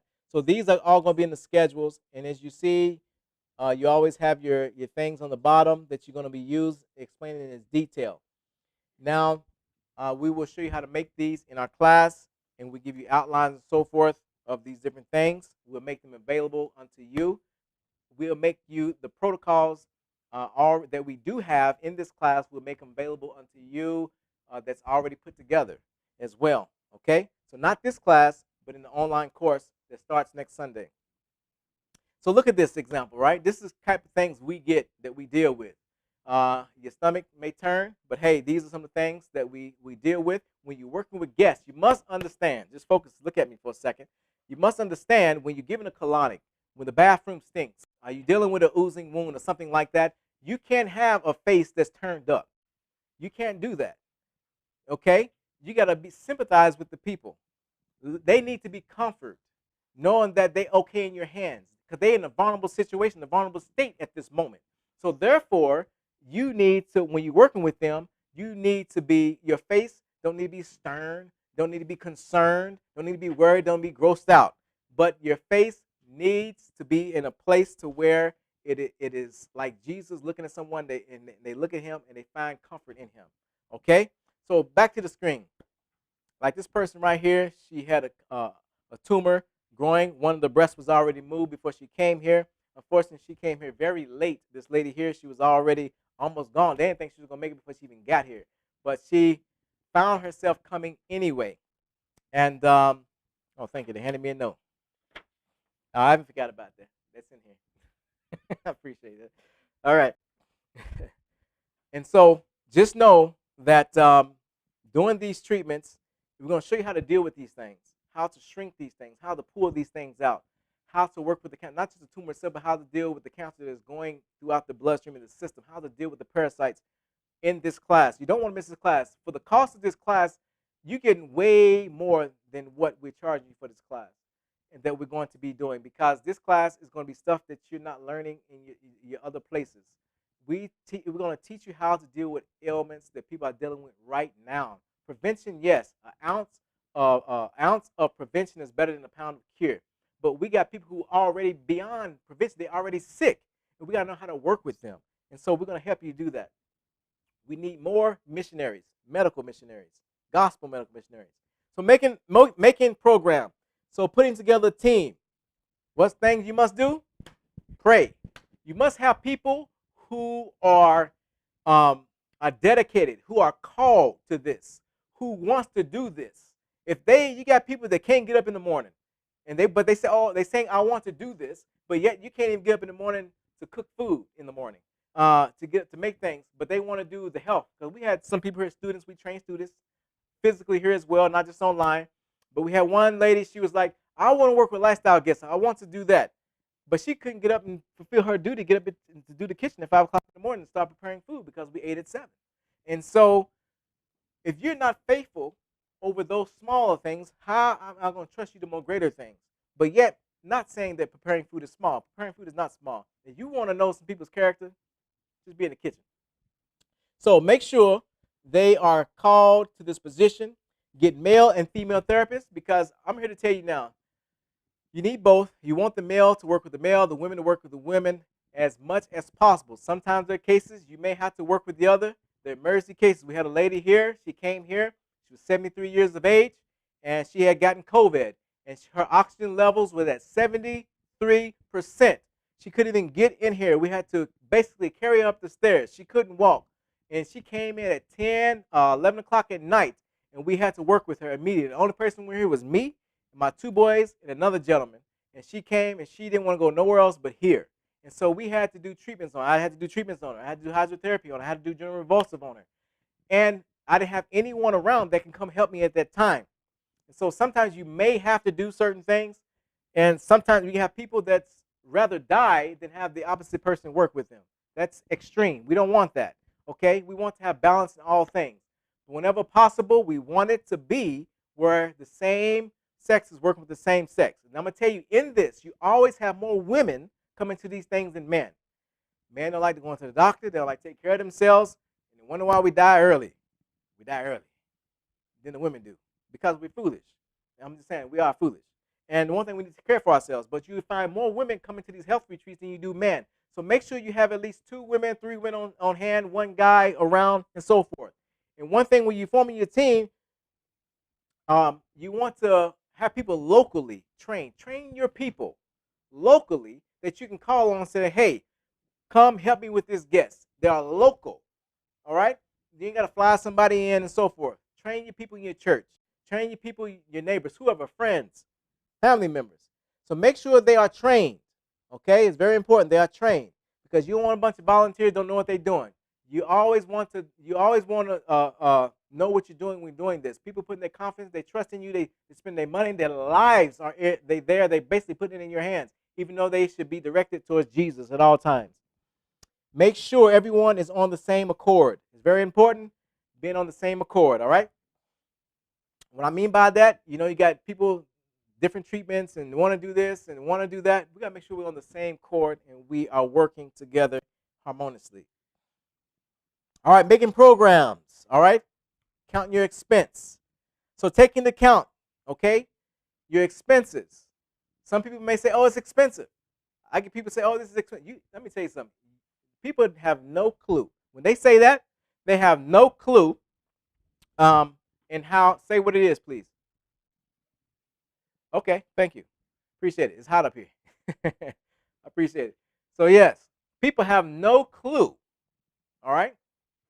No clue in what your expenses are and how much work this takes to put on, okay? In order to do things properly, in order to give people proper care, you need people in place. You need workers. You got to pay your staff. You got expenses. Your light bill goes up. You still got mortgage or rent. Whatever you have to cover in order to keep moving. But they don't understand that. So you want to help them to understand. But those people, they haven't been in this. And a lot of times, the person that don't have a storefront, they want to lessen the value of you versus somebody has a storefront or has a professional therapist or whatever. They have no problem paying them their money. But when it comes to you, they have a problem paying you yours. But you have expenses, so tailor your costs according to your expenses. So you got electric bill, water, workers, food, therapy supplies, fuel, etc. Make it, because you got to be able to not only to be able to help the people, because you got to get all their supplies. When they come, you got to have them in place. Some things you got to order. That's why you need to know things at least a week or two before, so you can get all these ingredients and all these supplies you need already on location. Things that you don't have that you already have. And so you got to pay for those things. They come out of the money they pay. Okay? And then you got to pay your workers. And so you want to pay them a good comparable wage. And so what we do here is that when we have our guests and our programs going on, let's say we have 3 guests here, and our program is at $6,300, but we have three staff members. They're getting paid at least up to $2,000 for that 21-day session. And so we want to pay them decently as we can. Yes, this is a ministry. We must understand that. But yet the ministry has to thrive as well. And yes, we're still living by faith. This is not a denial of faith, but we want to be wise in what we're doing. The people of the world find that God says the people of the world are wiser than the children of light. In the way we conduct business, ministry and business should be conducted in a way that is heavenly and that is of heaven origin. We must not put the ministry in debt because we want to give everybody a break and so forth. We want to help as many people as we can. We want to try to put something in place in order to help people who can't afford it. But some people that can't afford it really can. They're just trying to haggle you down. And you got to make that judgment and assessment and pray about it. And then you got those that can't. And so you want to have like a fund or something where it's set aside where people can donate to your ministry for people who cannot come. All right? I need some water. Can somebody give me some water, please? I really appreciate it. So if you're here, take your time and grab you some water. But I'm going to keep going. All right. So making the program, getting supplies, do inventory. You don't wait. If somebody is in charge of inventory, they must let you know before you run out. Don't wait till you run out of something and then tell you. That don't make sense. That's not properly doing things. You want things to be done and there, decently in order. Have all your stuff in place. Inventory, when you're down to 2, okay, or whatever it may be, when you're down to a certain amount of ounces or pounds of herbs, whatever, we need to know beforehand so we can constantly have those things there. Getting supplies specific for each guest, because each guest is different. There's no cookie cutter regimen for every guest. I know people who do this, and it does not work. Everybody's body responds differently to different things. Okay, so we must understand that. Everybody needs different treatments. Everybody sometimes need different meals. We must understand when we're doing this, we must keep in mind that at all times. Okay, no cookie cutter programs. All right. Always stay ahead on your supplies. We talked about that. So making a program, deciding how long you want your program to be, which we talked about that. So this class, we talk about describe home and church or any dwellings in any part of the world can be transformed into a place of healing using natural remedies based on biblical principles combined with scientific and clinical evidence. So we must understand, I'm here to tell you, the things we do, the mainstream world, scientists, doctors, they will scoff and laugh at. Why would I take, what you going to do with some figs? What are you going to do with some figs?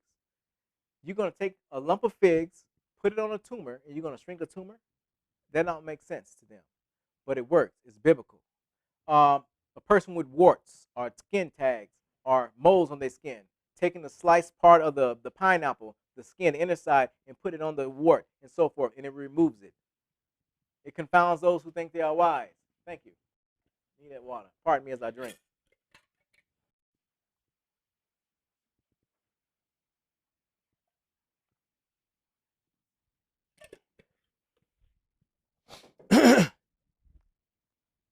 All right, so we must understand these are very simple things that God has given us, simple means. You must have faith in these things. Jesus used clay. We're going to talk about it in our class, the different modalities, the true medical missionary work. modalities that we're supposed to use and that we do not use. You know, we're going to talk about how we're not into the New Age stuff, um, the Eastern religion things, you know, the iridology and the your yogas and your acupuncture and things like that. We're not into that. We're going to talk about how there's one method that heaven approves of healing. All right. So, and the Lord God said, "What's in your hand?" Exodus 4:2. Exodus 4:2. What's in your hand? As we bring this to a close, we can use the things that we have in our hands. Moses, all he had was a rod, and God used that rod, Moses, to help lead them out of the promised land. Okay? So let's talk about it. So, what's in your hand? What's in your home? The church or dwelling that God can use for the restoration of the sick. Here lies the answer. Began to do medical missionary work with the conveniences which you have at hand. So this is let's understand the things that we have at our disposal right there and then. Use what you got. Learn how to use what you have. It's very important that we do that. Okay. The Lord gave me great light on health reform in connection with my husband. I was to be a medical missionary worker. I was to set an example to the church by taking the sick to my home and caring for them. This I have done, giving the women and the children vigorous treatments. So the Lord wants us to use our homes. He said, bring those who are sick, those who are cast out, into our homes. Our home should be a place of ministry, not a place of comfort, but a place where we can bring people in and minister to their needs. Bring them in, show them how to cook, how to make healthy plant-based food, educate them, and work with them, and help heal the body with the natural means and the knowledge God has given you. That is something that God has called us to do. And also, as you notice in the quote, she said, with my husband. Okay, we're working together as families. If you have a family, your husband and wife, children, you all work together in doing this work. Okay, you may be single, doing it by yourself. It's okay. If you have that, no problem. You get some people, some friends also to work with you and help you. And so, thank you. I can read. You hold it there. I can read it. Appreciate it. But anyway, so listen. So what you want to do is you want to work together with church members as well. Work in the community. Work together. Don't do it alone. Okay, you can't do it alone. There's no independent atoms in this work. This is a laboring work. Jesus got him disciples. Okay, he ended up getting him 12. Then after that, he got him 70. Okay, so Jesus added. Here we are today, many as the stars. So guess what? And we can do a greater work, Jesus says. All right. The cause we knew not, we have searched it out. There are whole families that this work has been instrumental in saving. This is medical missionary work. We had no hospital, but we use our own home as a place to which could be taken the sick and suffering, that they might be restored and saved. So what do we have? A home. We may not have a clinic. We may not have therapy places. We may not have restaurants with treatment rooms. We'll talk about that in God's plan for evangelism, and how our church is supposed to have treatment rooms in them, how our restaurants are supposed to have treatment rooms in them, and educational halls. If you look at Whole Foods, our local grocery store here, they have, and the health food store, organic store, they have educational halls. There was a place when I lived in Kentucky. They didn't only just have an educational hall, but they had treatment rooms, and they use, of course, acupuncture and things like that, New Age stuff, in their herbal store, health food store. In the back, they had treatments. This is the things we should be doing as God's people, and we take them where we are, bring them into our homes. All right. It says the Lord desires every worker to do his best.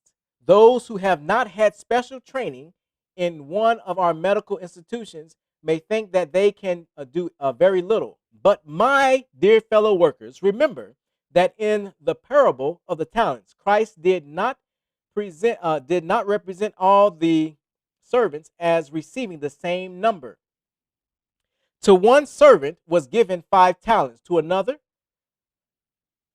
two, and to still another one. If you have but 1 talent, use it wisely, increasing it by putting it out into to the exchangers. Some cannot do as much as others, but everyone should do all he can to roll back the waves of disease and distress that is sweeping over our world. It's very important that all of us has different skills and different talents. We must understand that the capability of one may not be as much as capable of the other to do in their strength. But do what you can with what you have in your hand, with little talent God has given you. Okay, invest that back into God's work. Invest that into souls, reaching out to them, helping them. And one thing you want to be trained. We want to encourage you to be trained in this.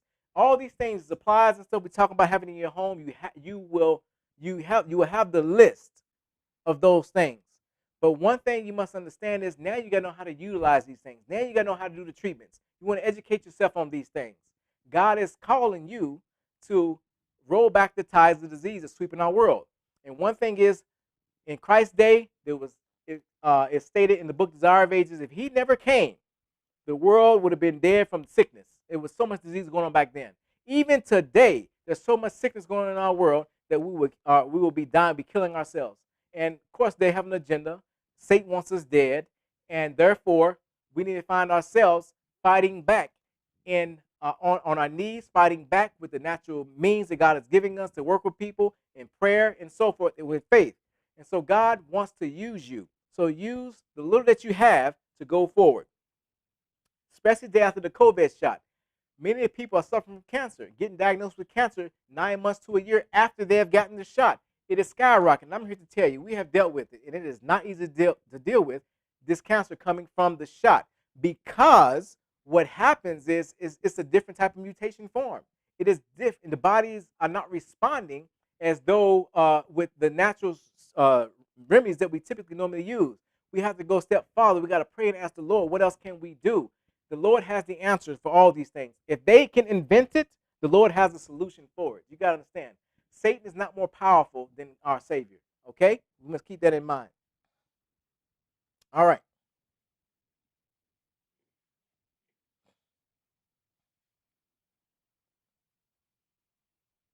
I don't know why. Okay, here we go. It says, many will go out to labor for the master who have not been able to take a regular course of study in school. And this is okay. God will help these workers. They will obtain knowledge from the higher school and will be fitted to take their position in the ranks and file of workers and nurses. The great medical missionary sees every effort that is made to find access to souls by presenting the principles of health reform. So we may not make it to schools. We may not get degrees in so many different things. We may not go to nursing and all these different things. But one thing we must understand is that the world is full of these people already. Okay? They're full of doctors. They're full of nurses. They're full of psychologists. They're full of all of these people already, and we're not even in the same place we were years ago. We are worse than we were years ago. It is not solving the problem. So why do we keep sending our children? Why do we keep sending ourselves over to a system that is broken? We need not to keep doing this. Doing the same old thing over and over is insanity. Let's make a decided change. The Lord is calling us to a great work. He wants us to work in his field, okay? We need to clock in into the job and the position that God is calling us to. All right? Now, so we came to the end of our presentation. And one thing we must understand in all of this, nothing works apart from God. Nothing works apart from God. We must always be on our knees praying in all that we're doing, seeking God's will. We must know his will. Jesus always knew his Father's will because he communed with the Father at all times, and we are to do the same. And so one thing, that's what we must do in order to be effective gospel, medical, missionary evangelists. We must stay connected to Jesus as Jesus was connected to the Father. Okay? So keep that in mind as we're this. Now, so we're going to take time to answer questions for those who want to ask questions. And if you have questions in the chat, and those who are still here, and we take a few minutes to do so because you may have it. But we do have the training coming up, and the training is going to be starting next week. It's an 8-week training. Okay, you take it as pre-recorded classes, but every Sunday we're going to go live, and you can ask questions. We have classes live as well. You can ask these questions that you may have. Ask your teachers that you have seen on that are in the class. We have a few other teachers besides myself that are there. We have cooks. We're gonna show you how to make different plant-based foods. We have that is going to be in there. We have the suturing. We have the protocol making. We have the poultices. We're dealing with different diseases, the regiments, and all the different things are going to be in there. And also, we're going to teach you how to study the Bible and also how to turn Bible studies into, health um, consultations, the Bible studies, and things like that. So we are going to go in depth in these things, and we're going to help you as much as we can. The course, you can register now. You can go ahead onto the website as you see on the screen. Our information website here. You can go to the arcoutpost.org. You can go for the online school, not our school, but the online school. Our school is the in person, but we're doing the online one. Like I said, it's 8 weeks. You have 8 weeks to finish this program, and at the end of the 8 weeks, it closes. Okay? At the end of the 8 weeks, the program will close. And those who finish within those 8 weeks will get their certificates. Okay? We have a little graduation at the end for them through Zoom on one of the platforms we would do. Okay? And so we're going to be doing it's going to be fun, exciting. I want to see y'all in the course. We'll be interacting with you all. And the course itself, the cost of it, like I said, for all that we're going to be offering is a great deal. It's $650 for the course. It's 8 weeks long. And right now, for those who are here, I'm going to give you a special offer. For those who are here, I'm going to give you a percentage off. For those who are in this class right now live and joining us, we'll give you $75 off. Now, I'm not even going to just going to stop there, but I'm going to go a little farther. All right? If you get 3 people to sign up, we'll give you half off. Okay? Give you half off. If you get 3 other people to sign up for the course, you will get half off when you sign up. All right? And so keep in touch with us, but they must sign up through you. They must present your name, and they must sign up and see if they have paid, and you will get your half off. We'll either send you a code or we will reimburse you your half. How we do that, I got to work with my media tech guy, okay, who does all the website stuff. But if you have any questions, it's time you can ask questions. Okay, if you have any questions, please ask questions. We turn on the Bluetooth back there speaker, the Bluetooth speaker, and connect it to the laptop? Turn on there, please, so that I can hear the people's questions. Turn on the so I can hear that. Thank you.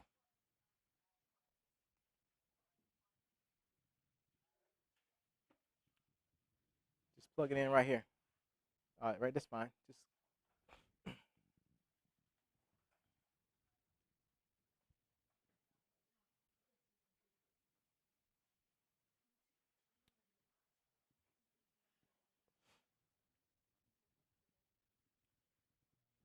are you on YouTube back there? Okay, good.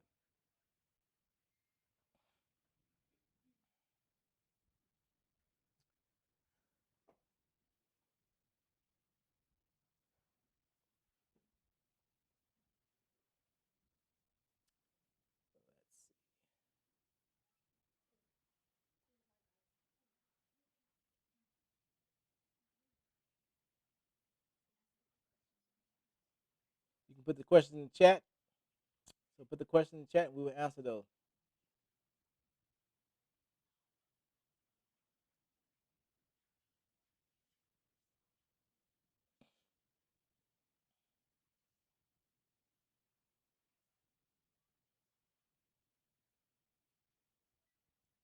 All right.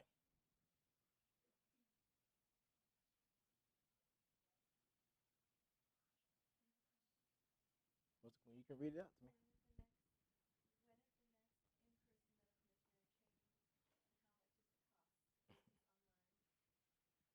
All right, so we're working on putting that together. Though the one is asking when is the next in-person course. The in-person course, we're working on the price and working on the length and how much it is. We have to let you know, update you in through email when that's going to be. Typically, it's probably going to be somewhere around May, June, in that time period. Um, Depends on whether it would be a 1 month or a 2 month course or something like that, maybe a little less. But we like to have it around our farming season because we want people to get farming and learn how to do some farming as well.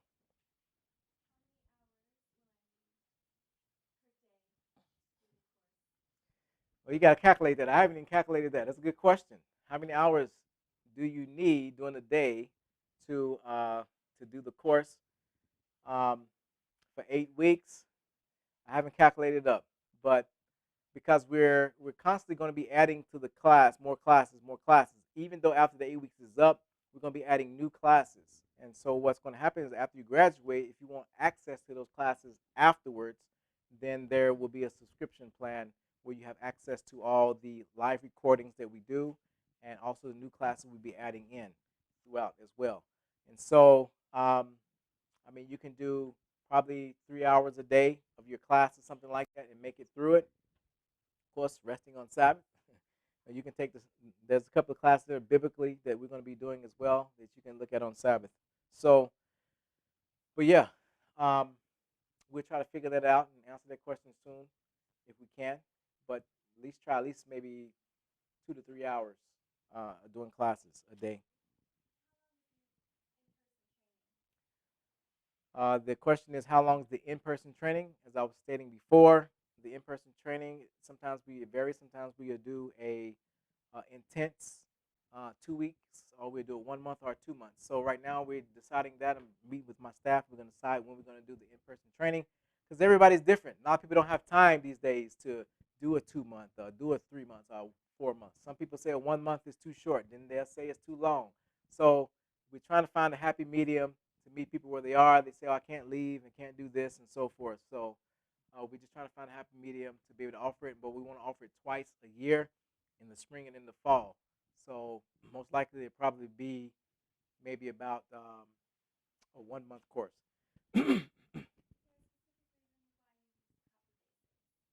No, those are the ones that someone donated to us, and that's why we use them. But copper is good, for the body. You need copper in your body. We have different elements and minerals we have, and copper is a good thing to use. We put copper in our soil when we're planting. We feed in our soil all the minerals and things like that. You can drink out of copper cups and get copper in that way and so forth like that in the system. So, but there was no specific reason. Someone donated those to us, and that's what we used, and we use um, as our six pack. You can use anything. You don't have to be copper, but yeah.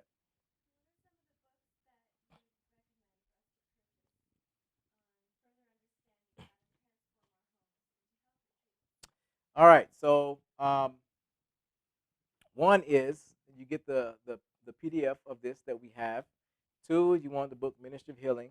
You want this book, very a book that you want to get because it's going to line out for you all in its details, not only how to set it up, but how to deal with guests, how you should be as a person ministering to people as well. So that book there, um, and I need a charger for this one. Yeah. So those are the two books that you can get as far as how to turn your home into a health retreat. You can get those. Um, and this course that you're already taking notes. So, but there's a PDF for this as well.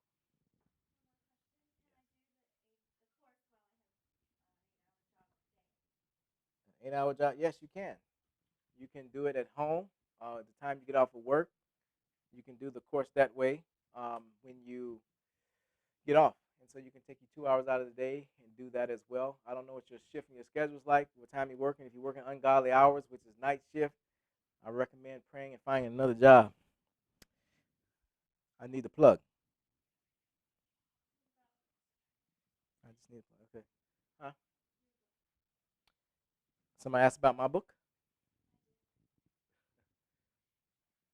Yeah. Um, I don't know. I don't have it here. Yeah, I don't have it here. They in here in the closet right here in the box.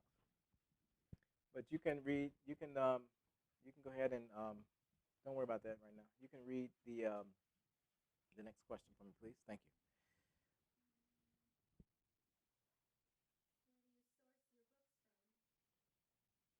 Source books. Ministry of Healing, Pacific Press. You can get Ministry of Healing from there. Um, these type of books, they have different covers. That's one. The book Disease and Kitchen Remedies, which is my book. Let me see. Hold on. Get it out of here.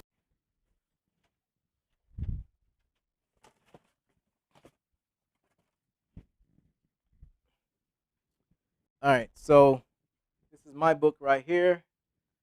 Disease and Kitchen Remedies you can get from us. Different things in your kitchen you can use for different diseases. Nice reference book. So you can get this one. That's ours. You can get it from us. You can order it online on the website as well. Um, some books that we will be using also that we gather things from is Brother Wilson's book, which is he got three of them: Cancer, God's Medical Kit, and um, Back to Adam. So we use those a lot. Okay.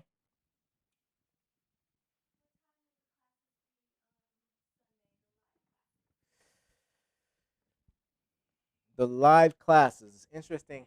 It'll probably be around the same time that we had today. And the reason being because we got people in Norway, Netherlands, and stuff like that over on that side of the world that time about 9 hours difference, and so they want to be able to join the live class. So it'd probably be like 10 o'clock Pacific Standard Time, so which would be 1 o'clock Eastern Time, and so forth. So probably 10 a.m. our time, Pacific Standard Time. Yes. Okay, you go ahead. Thank you. And so another book, a great book that we do is Shorter's Health Manual. A lot of things that you're going to find in the online course, a lot of the recipes that are done by Hope Shorter. She's made a lot of recipes from this book that you're going to love. So this is a medical missionary health manual as well. You can get this from Homework Publishing, put together by Brother Rick Shorter and Sister Gwen Shorter. So this book right here. All right, that's another book. And you get on their website, Homework Publishing. Okay. And what's the next question?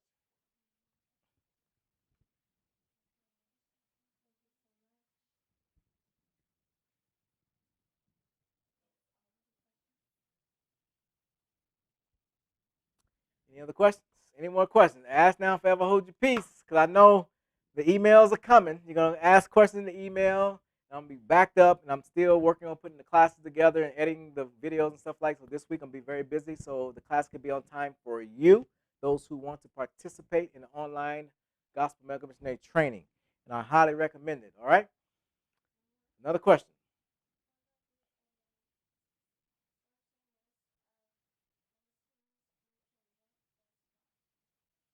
Sourcing lists that you can get the supplies. Yes, that's a good question. Everything is online these days.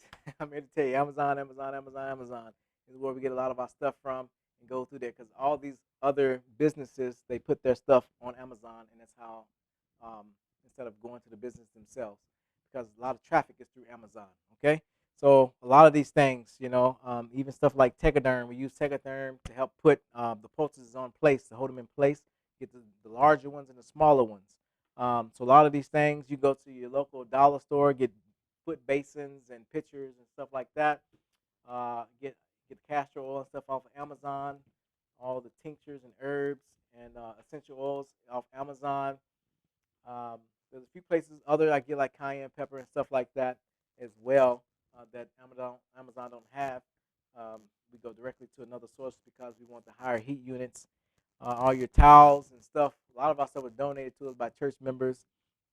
Sheets, thrift stores, places like that. So um, we got a place here called U.S. Food Service. We get all our gloves from our gospel mission union or something like that. They call it, get gloves from whatever it's things, supplies, stuff like that. So Wally World, the government store, Walmart, you can go there and do that. Get some things out of there for cheap. You ain't gotta get really expensive towels. Just make sure when you get your towels and stuff, make sure you wash them first before using them. Okay. Any other questions?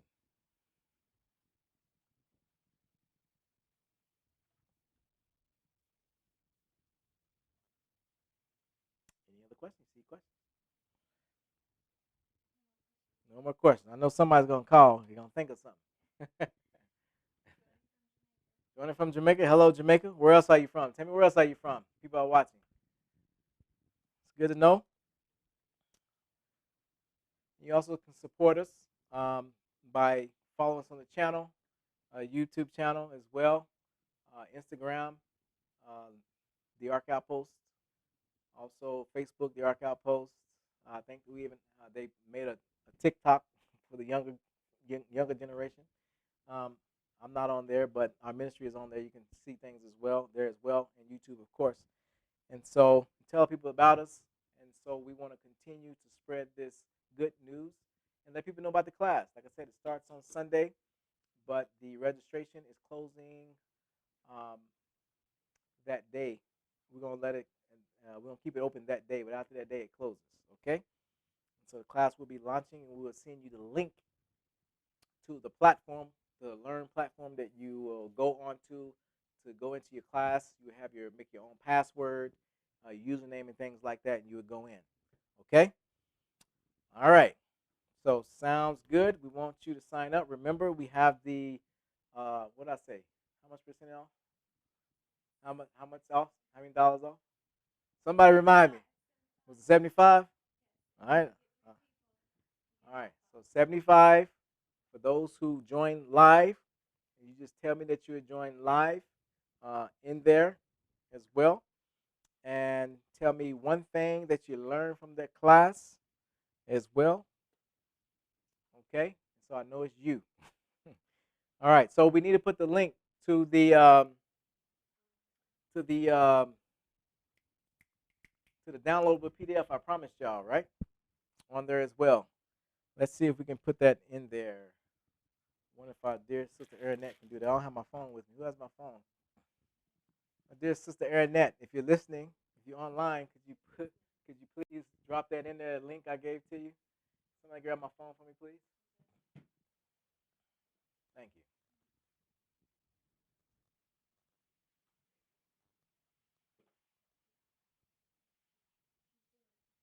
Are you doing it? Okay, the link to the downloadable PDF that I sent.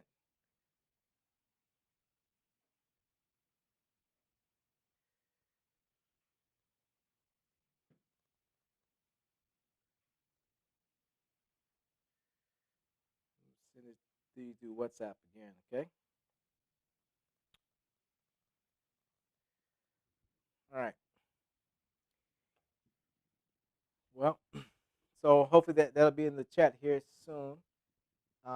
That link where you click on and you get your itemized list, okay, of things we had here on this in this presentation.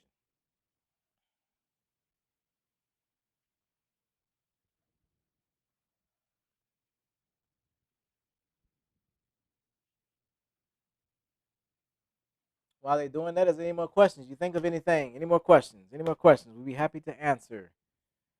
Happy to answer your questions.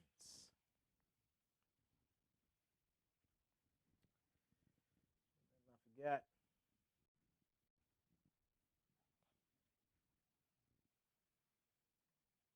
Okay, you already did it twice. So she says she put it in the chat twice. The link you click on once you got to click on it now because once the live stream is over with, you won't have they won't have access to it. So if we decide to air this, um, if we decide to air this on YouTube again, the chat would not be on there. And so, but go ahead and click on the link so you can fill out your email, and you will get the downloadable PDF that we just went through of all the supplies you're going to need. Okay. All right, this is the last time I'm asking for questions. Last time asking for questions because I'm getting hungry up here, y'all. I miss breakfast.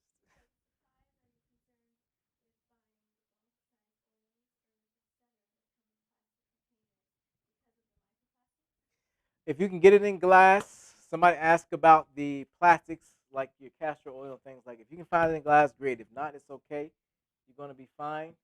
Um, we do what we can with what we can.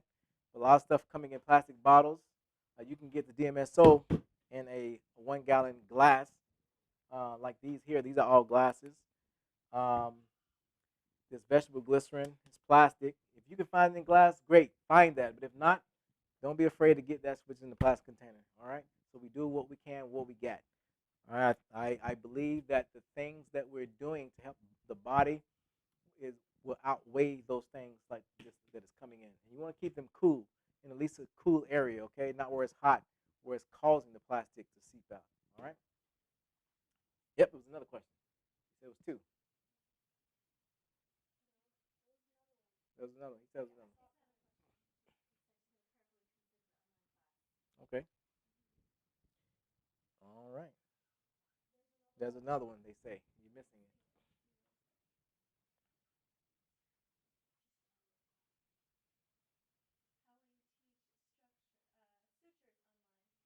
All right, so the suture class is already done. All your classes in there are pre-recorded already, and so therefore you're going to see that we had the class already done, the suturing class, okay? And so what we're going to do is we're going to put a link to where you can get your suturing materials. They're inexpensive in getting your threads and stuff like that. In the class, the doctor, he is teaching, um, Dr. Fleck, he is teaching how to suture. And all you just purchase the suturing kit. And also, what you want to get is a plantain. You're going to practice on a plantain, okay? Or not a banana, a plantain. All right. It's almost like the skin. It works like in the same way. You want a ripe one that is yellow with brown spots, okay? So, but all that's going to be in the class, and we'll have the link there where you can get the suturing kits. All right.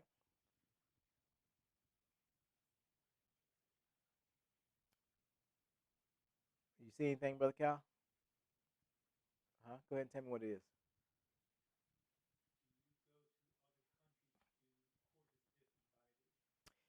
Do I go to other countries? Yes. I will go wherever the Lord sends me. I will go to other countries. You invite me over. I come with a package. Okay, I just want you to know. I come with a package. I got two boys. All right, it's just me and my boys. Um, that's my family, and they go and they're young, and they are 8 and how old are they? 9 and 11. And so they come with me. I don't leave them. So if you invite me over, you must know they're coming with me. And so that's the extent of my family, and that's what we will come and be happy, and you will benefit from them because they also will inspire your children where you are to learn how to do these things as well. Because my children they know these things, and so because they're doing it, they're working with the lifestyle guests and stuff like that, and we teach them in the homeschooling and stuff like that. So but yeah, I go wherever I'm invited. Okay. So where can you source Brother Wilson's books? You can get that from Brother Wilson himself at Centurion Bible School of Health. You can call their number, um, and also you can get them from us as well if you like. Um, we carry them also. So yep, but they're not on the online website. Outline of the online course is on the website. So if you go on the website and look at our course and look at the details, hopefully it's there because he's working with the in the back end of the web page, working on stuff right now to make things look better. But you can find it on there when you go in on the online course and look at the information. The outline is all there in that course. It's pretty extensive, just so you do know. It's quite a bit of things that you're going to be learning. And we have about maybe, besides myself, I think we have about 7 other, maybe not seven, maybe about 6 other teachers teaching in that course as well. Are you sure that's it? You see anything back there? Nope. Got another one? I'm here for you. Keep them coming.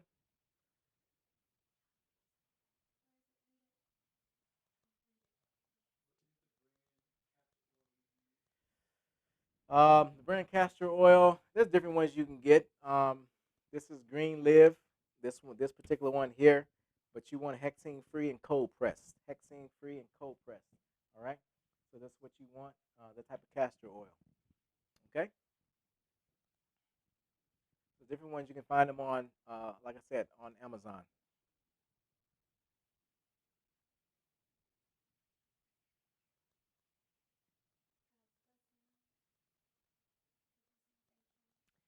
Well, we thank you for being tuned in and interested in these things, and we pray that you yourself are successful in doing God's work with that which you have in your hands. Okay, remember, little goes a long way, because Jesus, he fed the 5,000.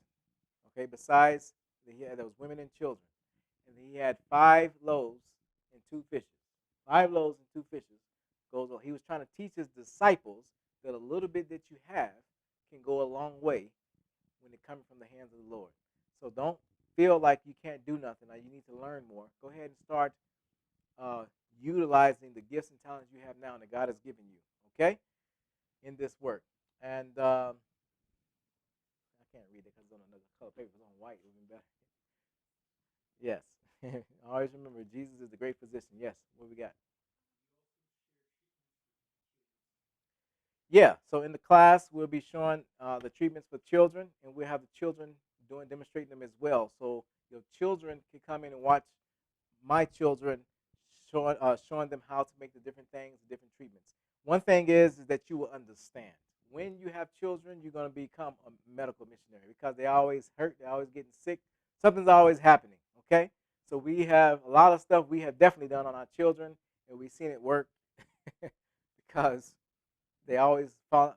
My children, they're getting hurt, they're climbing on stuff, jumping on this, falling out of trees, uh, throwing rocks at beehives, whatever. We live out in the country, riding UTVs and all those things. So yeah,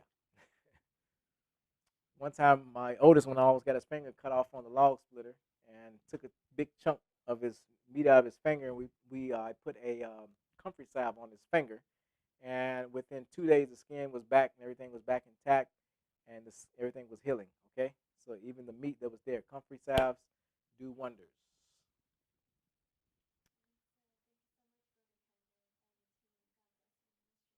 All right, thank you. I appreciate it. And the Lord is so gracious. And I just want to take the things that God has given me and relay it unto you.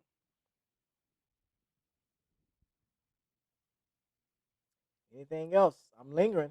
I'm letting you know the door of probation is still open. It's not closed yet. So if you have any other questions, I'm here. I see a lot of y'all still online.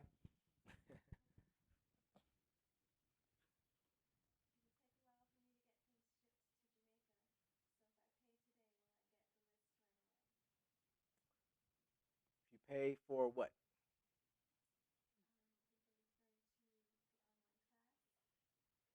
So you asking me from Jamaica. It said take a long time before you get them. If they're so you obviously referring to something being mailed to you. And so I'm trying to think, what would you want to be mailed to you? Any paper document form can be done online. Are you talking about books? Are you talking about um, other supplies and things like that? Hmm?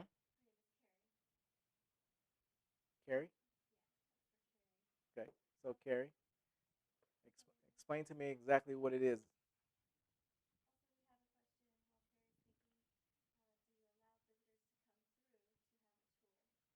Yes, we allow visitors to come through. The question is asked, do we allow visitors? You're more than welcome. Our doors are open to you. You can come and visit, um, to have a tour. Like I said, we're in Trilla, Washington. We're in God's country. It's beautiful up here in the mountains. If you haven't seen it, it's breathtaking.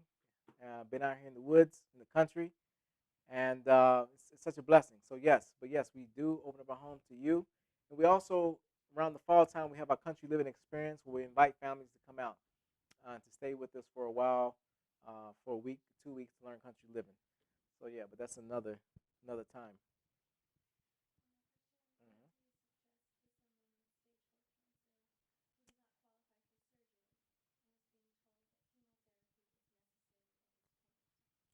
So asking about stage 4 cancer, they asked, and they said they did not qualify for surgery, but the recommendation is chemotherapy. Now I'm here to tell you already. I'm going to say no to their method of treatment, the chemotherapy. Um, but don't wait any longer. Get them into a program that can help do this to help with their health, get them on the right track. They continue once they finish their program, at least a 21-day program, and then they can continue at home and do that program. Um, So yeah, I don't know what type of cancer they have, what stage 4 it is, and what to recommend and so forth. Yeah, see, that's a difficult one there. Definitely, we just had one just left with the same thing Friday, and I'm gonna tell you something. We like I told you once before, a lot of our people, it may not be who this person is, but the people that we had is a direct result of their cancer came from the COVID shot, and so it's difficult to deal with. But we have programs for that, and so can I give you the whole thing right now? No, I cannot because it's going to take a lot of time to give you the regimen and treatment and things like that. But we do have that regimen, okay, in the course. If you don't want to take the course, but you want the regimen, then we get to sit down for a consultation and we do the protocol that way, and then you can pay for just the time of consultation and the protocol.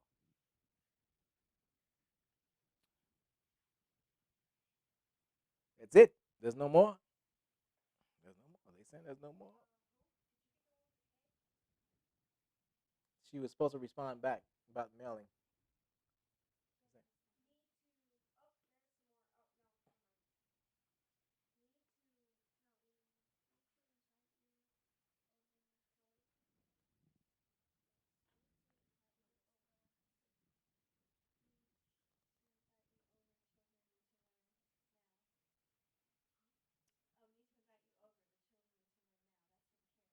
Carrie. What's Carrie? Jamaica, right? So we come to Jamaica. I've never been to Jamaica. As long as you got some mangoes ready and some sour sop, all right, we can be there.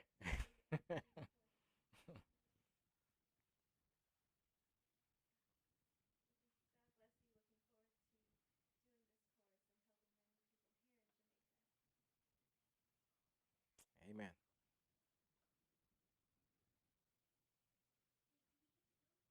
It don't look like y'all want to go anywhere. Y'all still on there. I'm just, I guess y'all waiting on somebody to ask the question for you. It seemed like.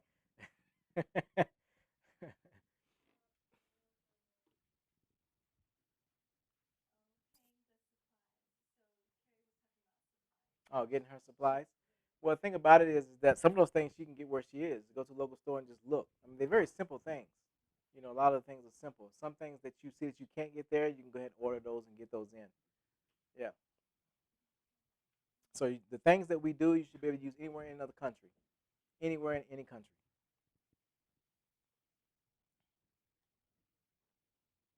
Work with what you got, y'all.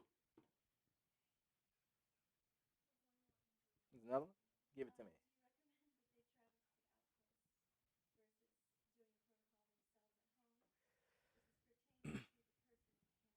Okay, so there's a couple of ways that we can do this. You can come to us. The person that has the cancer, they can come to us. We can work with them. We have a scheduled session. Our next program is not for a while. We just had one, and right now I'm working on doing this online class and getting our farm set up ready to go for the farming season. So we're not having our next session until what I say, April, something like that. I said April, right? 21-day session, and so they can either come during that time period or they work with them at home. I don't think they should wait. You need to start doing things now. Um, if it's really pressing, if we had like 3 people that maybe signed up, maybe we'll have one sooner than April, then we could work with that. But we can do coaching online step by step, and there's also that as well. You can go on our website. We have that. We can do the online walkthrough step by step for 21 days. You can do that where we coach you through it, or you can they can come here. So, but I always recommend going to the place so they can get an idea of how to do everything, and then when they go home, they kind of set in that routine of doing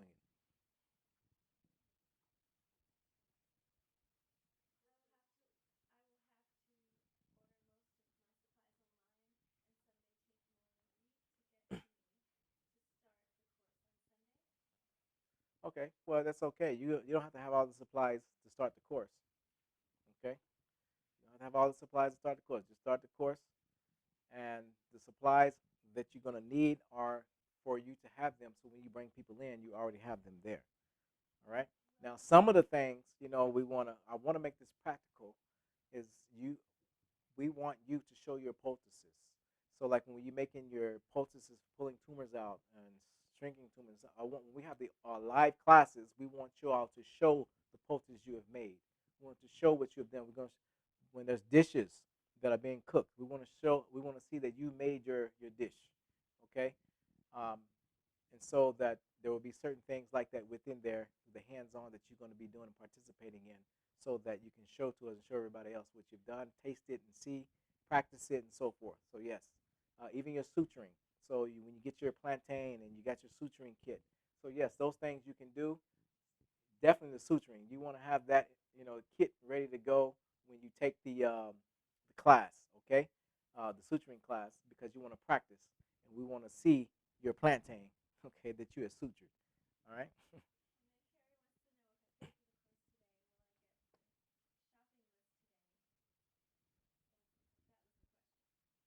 The shopping list.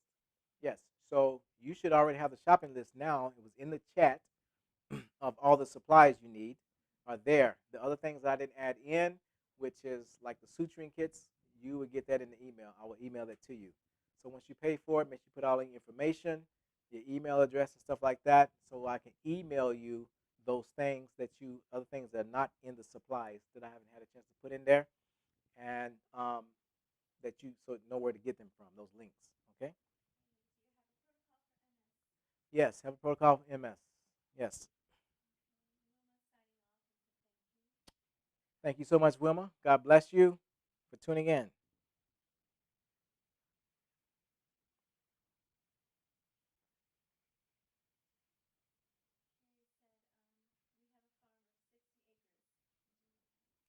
Okay, that sounds good. 60 acres farm. That's great. I like it.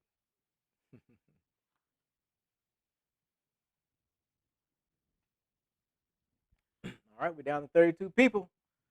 Any of those 32 people got any more questions? Huh? All right, we're down.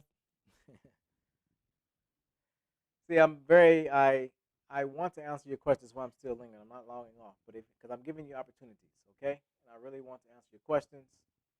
All right, and help you as much as I can. And so that's what I'm here for. This is what I'm raised up for.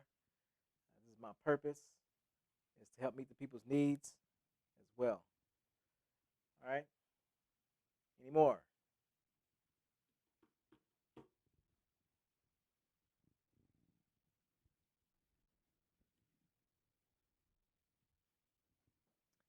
Nothing else? The numbers are going back up.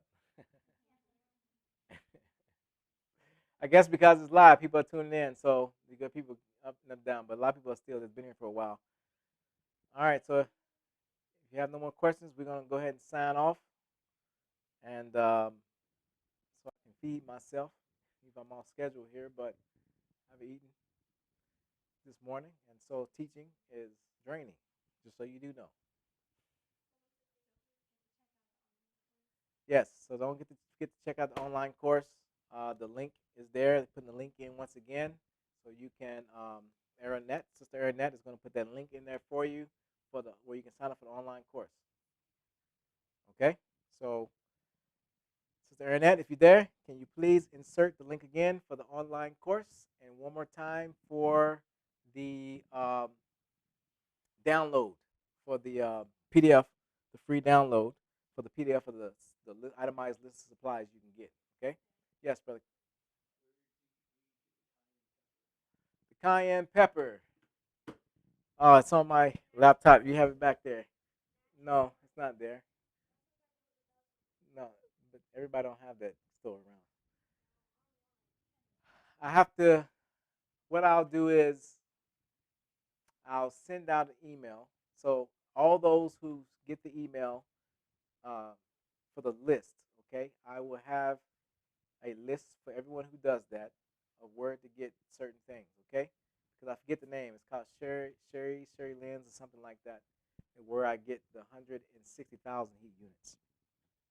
And that's not on Amazon because I couldn't find that amount of heat units on Amazon.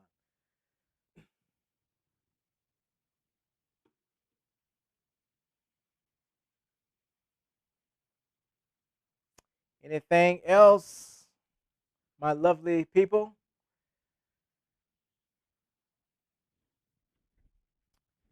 Anything else? Got to stay hydrated. It's very important.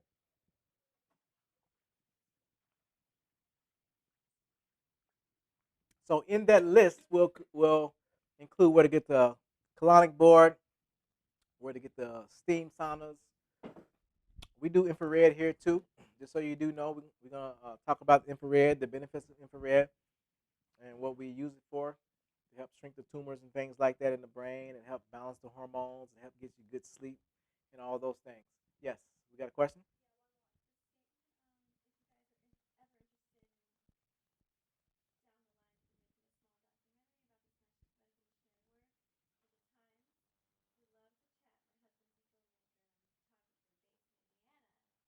All right.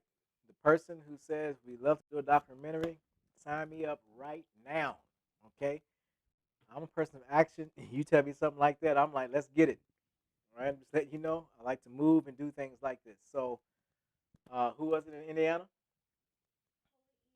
All right, Holy Eden in Indiana. Let's make it happen. I'm all for it. I'm ready to go. You can reach out to me, and we can make it happen. All right.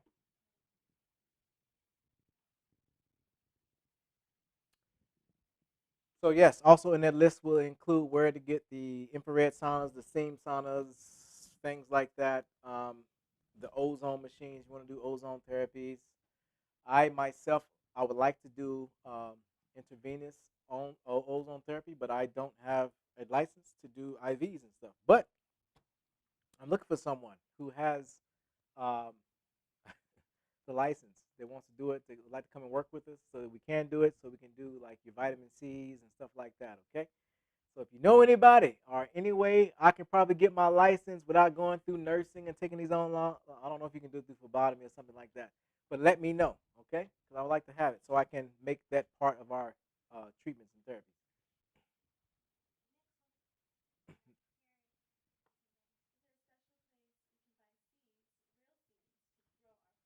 Oh yeah, absolutely. There's places you can buy seeds. If you want a list of places to buy seeds, I got that for you. There's many places you can get heirloom seeds and other seeds. You got Baker Creek seeds. You got high mowing seeds. You have Seed Savers. You got Johnny Seeds is the main place we like to go and get our seeds um, online. You got the True Leaf Seeds.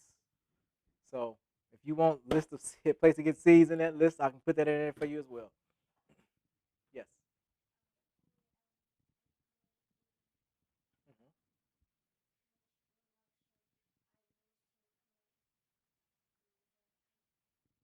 All right. Holy Eden, my personal email address. I don't know if you have it or not. I tell you what, just call me at the number 833-284-3275. 833-284-3275, and we'll talk. And then I give you my personal email address besides the ministry email address. All right.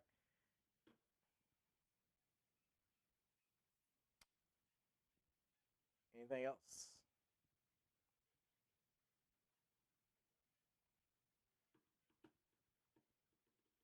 I'm here for you. I'm gonna have somebody bring me my plate in a minute, and we're gonna sit here and answer y'all's questions.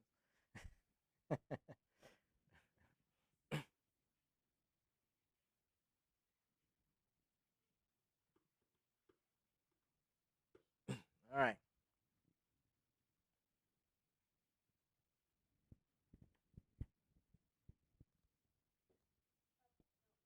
Nothing else? All right. So we're gonna sign off. We're gonna have a word of prayer. And if you have any other questions, call us at the number 833-284-3275. That's 833 to the ARC. You can email us at life at the arcoutpost.org. Life at the arcoutpost.org. If you want to, let me see, put that back on the screen here so that you can have the contact information. You got another question?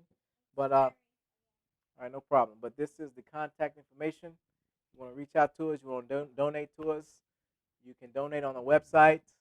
We don't have Zelle anymore. We've been blocked from using Zelle. They don't like us for some reason. We have is it Vimeo, one of those things. We got PayPal. You can check us at life at thearchoutpost.org with the PayPal if you'd like to donate to support our ministry and that we can continue doing things like this because we do this full time. This is what I do full time, and I'm here with my children. We do this full time, so I can be with them all the time, my boys, and so this is what we do, and this is how we live from the field which we work in, labor in. Okay, so this is the contact information right here on the screen. All right, what's the question again?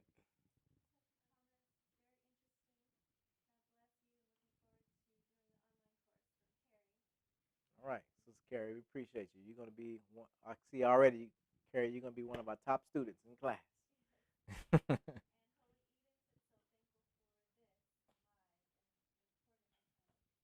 Yes, absolutely. You can put it back on me now. So we're going to have a word of prayer. All right, close out in prayer. Let's pray. Loving Father, holy God who is in heaven, hallowed be thy wonderful and mighty, magnificent name.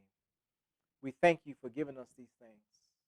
Lord, you entrusted us with these things that we may meet the needs of the people.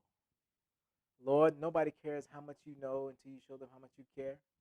And Father, you gave us that example in showing others how to care for others.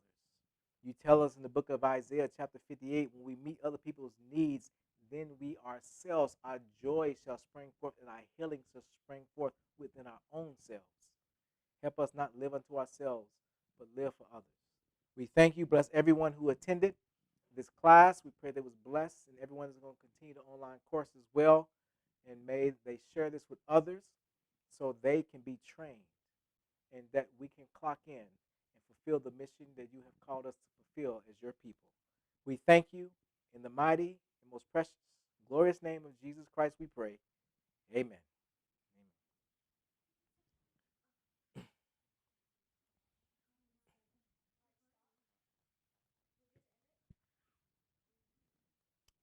Blessings.